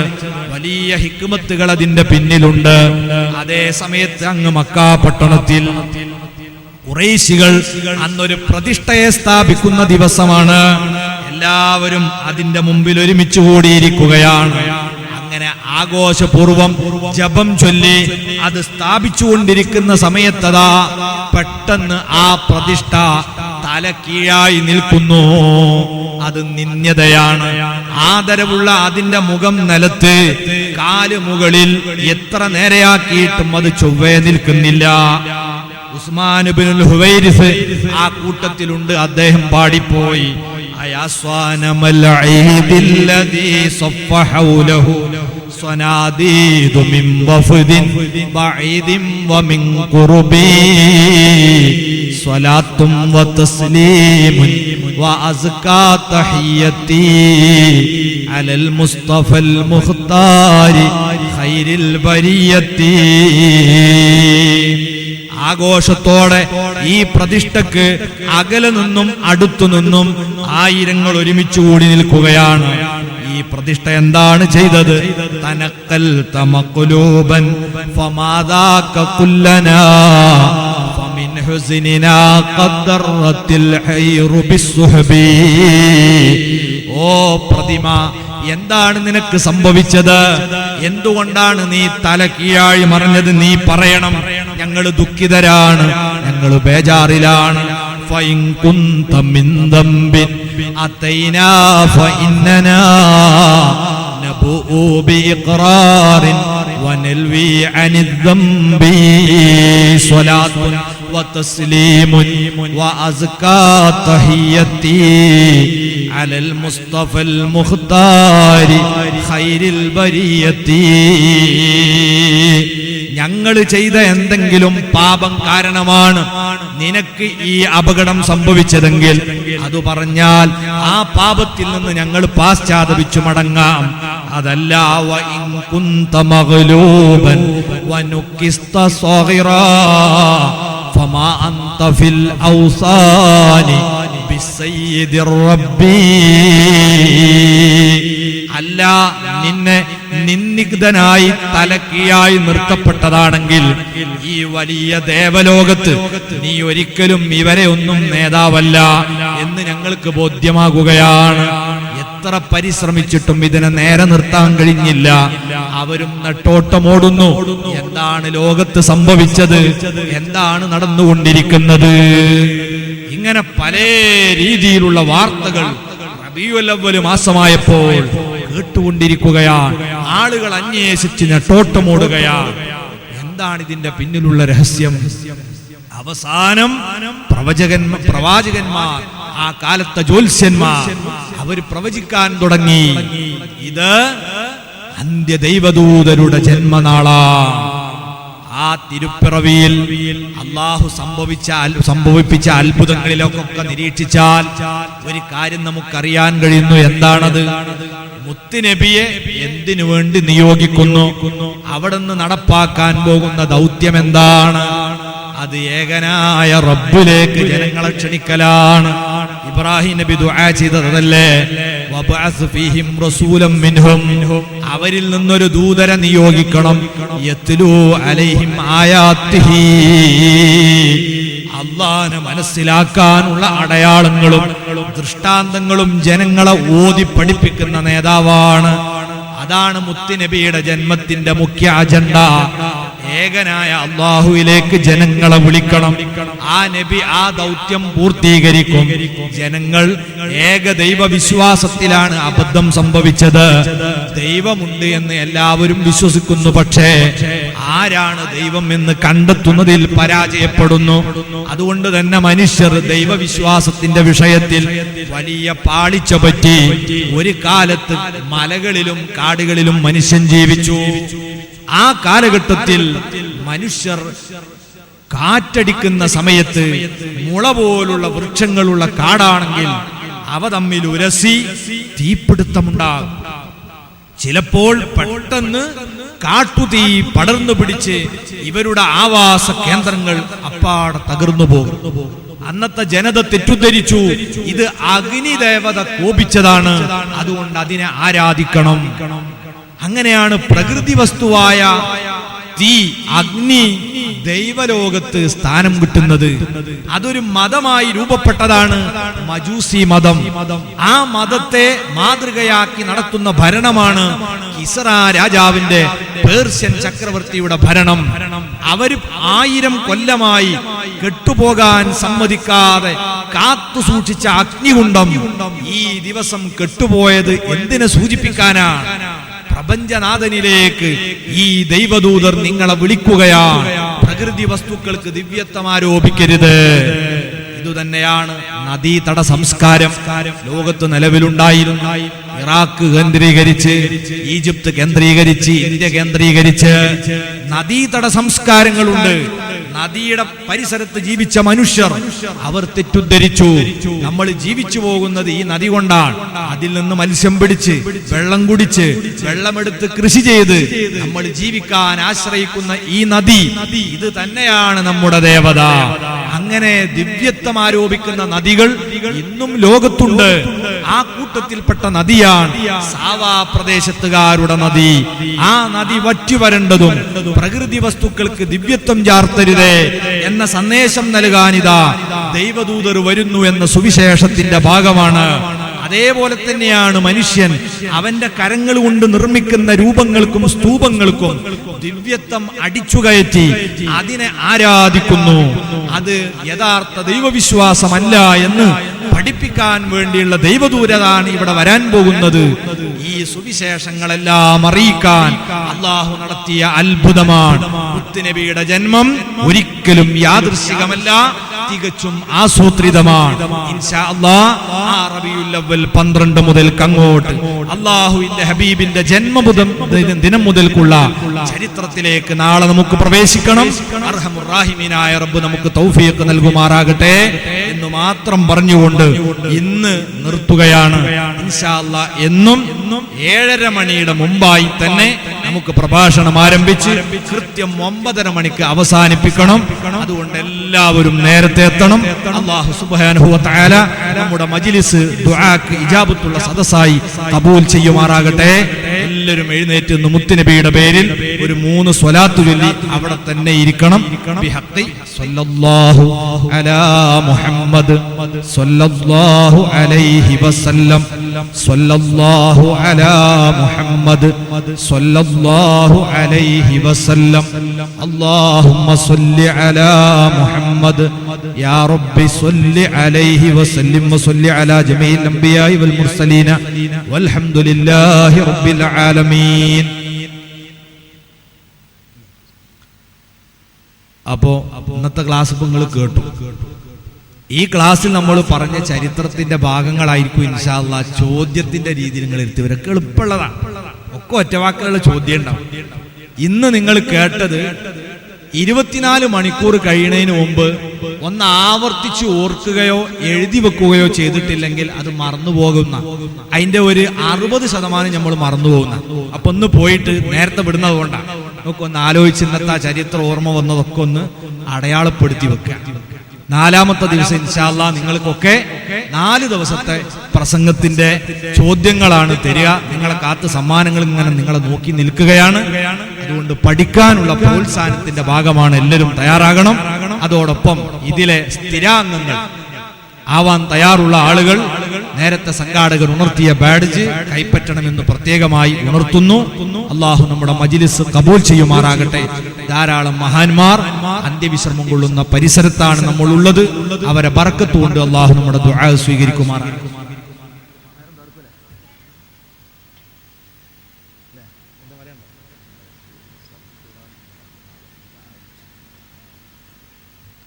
ദുആ ചെയ്യാം. SYSന്റെ സർക്കിൾ റാലി മറ്റന്നാൾ നടക്കുന്ന വിവരം ബന്ധപ്പെട്ടവരൊക്കെ ശ്രദ്ധയിൽ ഉണ്ടാവണം. അതിലെല്ലാവരും പങ്കെടുക്കണം. അൽഹംദുലില്ലാഹി റബ്ബിൽ ആലമീൻ ഹംദൻ കസീറൻ ത്വയ്യിബൻ മുബാറകൻ ഫീഹി അലാ കുല്ലി ഹാൽ. اللهم صل وسلم وبارك على رسولك سيدنا محمد وعلى آل سيدنا ومولانا محمد. അർഹമുർ റഹീമീനായ അൽ മലിക്കുൽ ജബ്ബാറായ അല്ലാഹ്, സാധുക്കളായ ഞങ്ങൾ ഈ ഒരുമിച്ച് കൂടിയ മജ്ലിസ് നീ സ്വീകരിക്കണേ റഹ്മാനെ. നിന്റെ ഹബീബിന്റെ മദ്ഹ് പറഞ്ഞ സദസ്സാണ്. നീ ഇഷ്ടപ്പെടാത്ത ഒരുപാട് സദസ്സുകളിൽ ഞങ്ങൾ ഇരുന്ന് നീ പൊരുത്തപ്പെടാത്ത പലതും പറഞ്ഞും കണ്ടും കേട്ടും കഴിഞ്ഞു പോയിട്ടുണ്ട്. അവയെല്ലാം നിന്റെ ഹബീബിനെ പരിചയപ്പെടുത്തിയ മജ്ലിസിന്റെ ബർക്കത്ത് കൊണ്ട് നീ ഞങ്ങൾക്ക് മാപ്പാക്കി തരണേ റഹ്മാനെ. മുത്തുനബിയെ കൂടുതലായി പഠിക്കാനും അവിടുത്തെ മഹബത്ത് വെക്കാനും അത് മുഖേന അവിടുത്തെ തിരുചര്യ ജീവിതത്തിന്റെ മാർഗരേഖയായി സ്വീകരിക്കാനും നീ ഞങ്ങൾക്ക് തൗഫീഖ് ഏറ്റിത്തരണേ അല്ലാഹ്. റബ്ബേ, ഞങ്ങൾ ആഖിർ സമാനിൽ ജീവിക്കുന്നവരാണ്, ഈമാൻ കുറഞ്ഞവരാണ്, ഒരുപാട് തെറ്റുകുറ്റങ്ങൾ വന്നുപോയിട്ടുണ്ട്. നിന്റെ മഹല്ലായ ഫളല് കൊണ്ട് എല്ലാം നീ മാപ്പാക്കി തരണേ അല്ലാഹ്. ഞങ്ങളെ കൽബുകളെ ശുദ്ധീകരിക്കണേ റഹ്മാനെ. കുറ്റകൃത്യങ്ങൾക്ക് അനുകൂലമായ സാഹചര്യവും സന്ദർഭവും വരുമ്പോ നിന്നെ ഓർത്ത് നിന്റെ ഹബീബിനെ സ്മരിച്ച് അതിൽ നിന്ന് പിന്തിരിയാനുള്ള ഈമാനിക ശക്തി നീ ഞങ്ങൾക്ക് നൽകണേ റഹ്മാനെ. റബ്ബേ, ഞങ്ങളെ കൽബുകളെ ഈമാൻ ഹിക്മത്ത് ഹിദായത്ത് കൊണ്ട് പ്രകാശിപ്പിക്കണേ അല്ലാഹ്. ഒരാളോടും വ്യക്തിപരമായി വിദ്വേഷമില്ലാത്ത, വെറുപ്പും അസൂയയുമില്ലാത്ത വിശാലമായ ഹൃദയം നൽകണേ അല്ലാഹ്. അർഹമുർ റഹീമീനായ അൽ മലിക്കുൽ ജബ്ബാറായ റഹ്മാനെ, ഈ മജ്ലിസിൽ ഒരുമിച്ച് കൂടിയ മുഅ്മിനീങ്ങൾ മുഅ്മിനാത്തുകൾ, ഈ പരിപാടിയുടെ പ്രവർത്തകന്മാർ, അതിന്റെ പ്രചാരകന്മാര്, സഹകാരികൾ, എല്ലാവരുടെ സദുദ്ദേശങ്ങളും നീ സാധിപ്പിച്ചു തരണേ അല്ലാഹ്. ഞങ്ങളുടെ എല്ലാ സംരംഭങ്ങളിലും നീ ബർക്കത്ത് വർദ്ധിപ്പിക്കണേ റഹ്മാനെ. ഈ പരിപാടിയുടെ ബർക്കത്ത് ഈ നാട്ടിലെ മുഴുവൻ ജനങ്ങൾക്കും നീ നൽകണേ അല്ലാഹ്. ഞങ്ങൾക്ക് ഹിദായത്തിന്റെ മാർഗമായി ഈ മജ്ലിസിനെ നീ വഴി കാണിച്ചു തരണേ റഹ്മാനെ. റബ്ബേ, ഞങ്ങളെ അലട്ടുന്ന നിരവധി സംഘർഷങ്ങളുണ്ട്, പ്രശ്നങ്ങളുണ്ട്, രോഗങ്ങളുണ്ട്. എല്ലാവരുടെ മാരകമായ രോഗങ്ങളും എളുപ്പത്തിൽ നീ ശിഫയാക്കണേ അല്ലാഹ്. ശാരീരികവും മാനസികവും പൈശാചികവുമായ സർവ്വരോഗങ്ങളിൽ നിന്നും ശിഫ നൽകണേ റഹ്മാനെ. ഞങ്ങളെ കുടുംബങ്ങളിൽ പരസ്പര സ്നേഹവും ഒരുമയും നിലനിർത്തി തരണേ അല്ലാഹ്. ദുസ്വഭാവമുള്ളവരെ നന്നാക്കി തരണേ റഹ്മാനെ. മക്കളിലൂടെ ഇരുലോകത്തും കൺകുളിർക്ക സന്തോഷം നൽകണേ അല്ലാഹ്. കണ്ണീര് കുടിപ്പിക്കല്ല അല്ലാഹ്. മക്കളില്ലാത്തവർക്ക് ഇബ്രാഹിം നബി അലൈഹി സ്വലാത്തു വസ്സലാമിന്റെ ബറക്കത്ത് കൊണ്ട് മുത്തുനബിയുടെ ഹക്ക് കൊണ്ട് ഖൈറായ മക്കളെ കൊടുക്കണേ റഹ്മാനെ. ഗർഭിണികളുണ്ട്, സുഖപ്രസവം നൽകണേ അല്ലാ. വിവാഹപ്രായമെത്തിയവർക്ക് നല്ല ഇണകളെ നൽകണേ റഹ്മാനെ. കല്യാണം നിശ്ചയിക്കപ്പെട്ടവർക്ക് ഭംഗിയായി നടത്താനുള്ള ഭാഗ്യം നൽകണേ അല്ലാ. വിദേശ യാത്ര ആഗ്രഹിക്കുന്നവർക്ക് എളുപ്പം ചെയ്യണേ റഹ്മാനെ. കച്ചവടം ചെയ്യുന്നവർ, ഇതര ബിസിനസ്സും തൊഴിലിലും ഏർപ്പെട്ടവർ എല്ലാവർക്കും ബറക്കത്തിനെ ഏറ്റിക്കൊടുക്കണേ അല്ലാ. ഞങ്ങളെ സഹോദരിമാരെ സ്വാലിഹാത്തുകളാക്കണേ റഹ്മാനെ. ഭാര്യമാരെ നീ നല്ലവരാക്കണേ അല്ലാ. പരസ്പരം സ്നേഹമുള്ളവരാക്കണേ റഹ്മാനെ. ഞങ്ങളെ മാതാപിതാക്കൾക്ക് നീ പുറത്തു കൊടുക്കണേ അല്ലാ. ഞങ്ങളാക്കുന്നതിന് വേണ്ടി കഷ്ടപ്പെട്ടവരാണ് പലരും, ഖബറിലാണ്. അവരെ ഖബറുകളെ ഈ മജ്ലിസിന്റെ ബറക്കത്ത് കൊണ്ട് മുത്തുനബിയുടെ ഹക്ക് ജാഹ് കൊണ്ട് നീ പ്രകാശിപ്പിക്കണേ അല്ലാ. എന്ത് പ്രയാസമുണ്ടെങ്കിലും നീ അകറ്റിക്കൊടുക്കണേ റഹ്മാനെ. അവസാനം അവിടത്തെ കണ്ടുകൊണ്ട് സന്തോഷത്തോടെ ആഖിബത്ത് നന്നായി മരിക്കാൻ നീ ഞങ്ങൾക്ക് ഭാഗ്യം നൽകണേ അല്ലാ. ഖബറിലും മഹ്ശറിലും നീ തുണയാകണേ അല്ലാ. നിന്റെ ഹബീബിന്റെ വിരുന്നും ശഫാഅത്തും നൽകണേ അല്ലാ.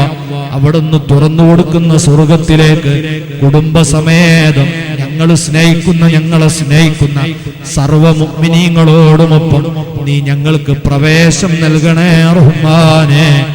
اللهم صل على سيدنا محمد وعلى آل سيدنا ومولانا محمد. ربنا تقبل منا إنك أنت السميع العليم وتب علينا إنك أنت التواب الرحيم. آمين برحمتك يا أرحم الراحمين. وصلى الله تعالى وسلم على خير خلقه سيدنا محمد وآله وصحبه أجمعين. سبحان ربك رب العزة عما يصفون وسلام على المرسلين والحمد لله رب العالمين. السلام عليكم.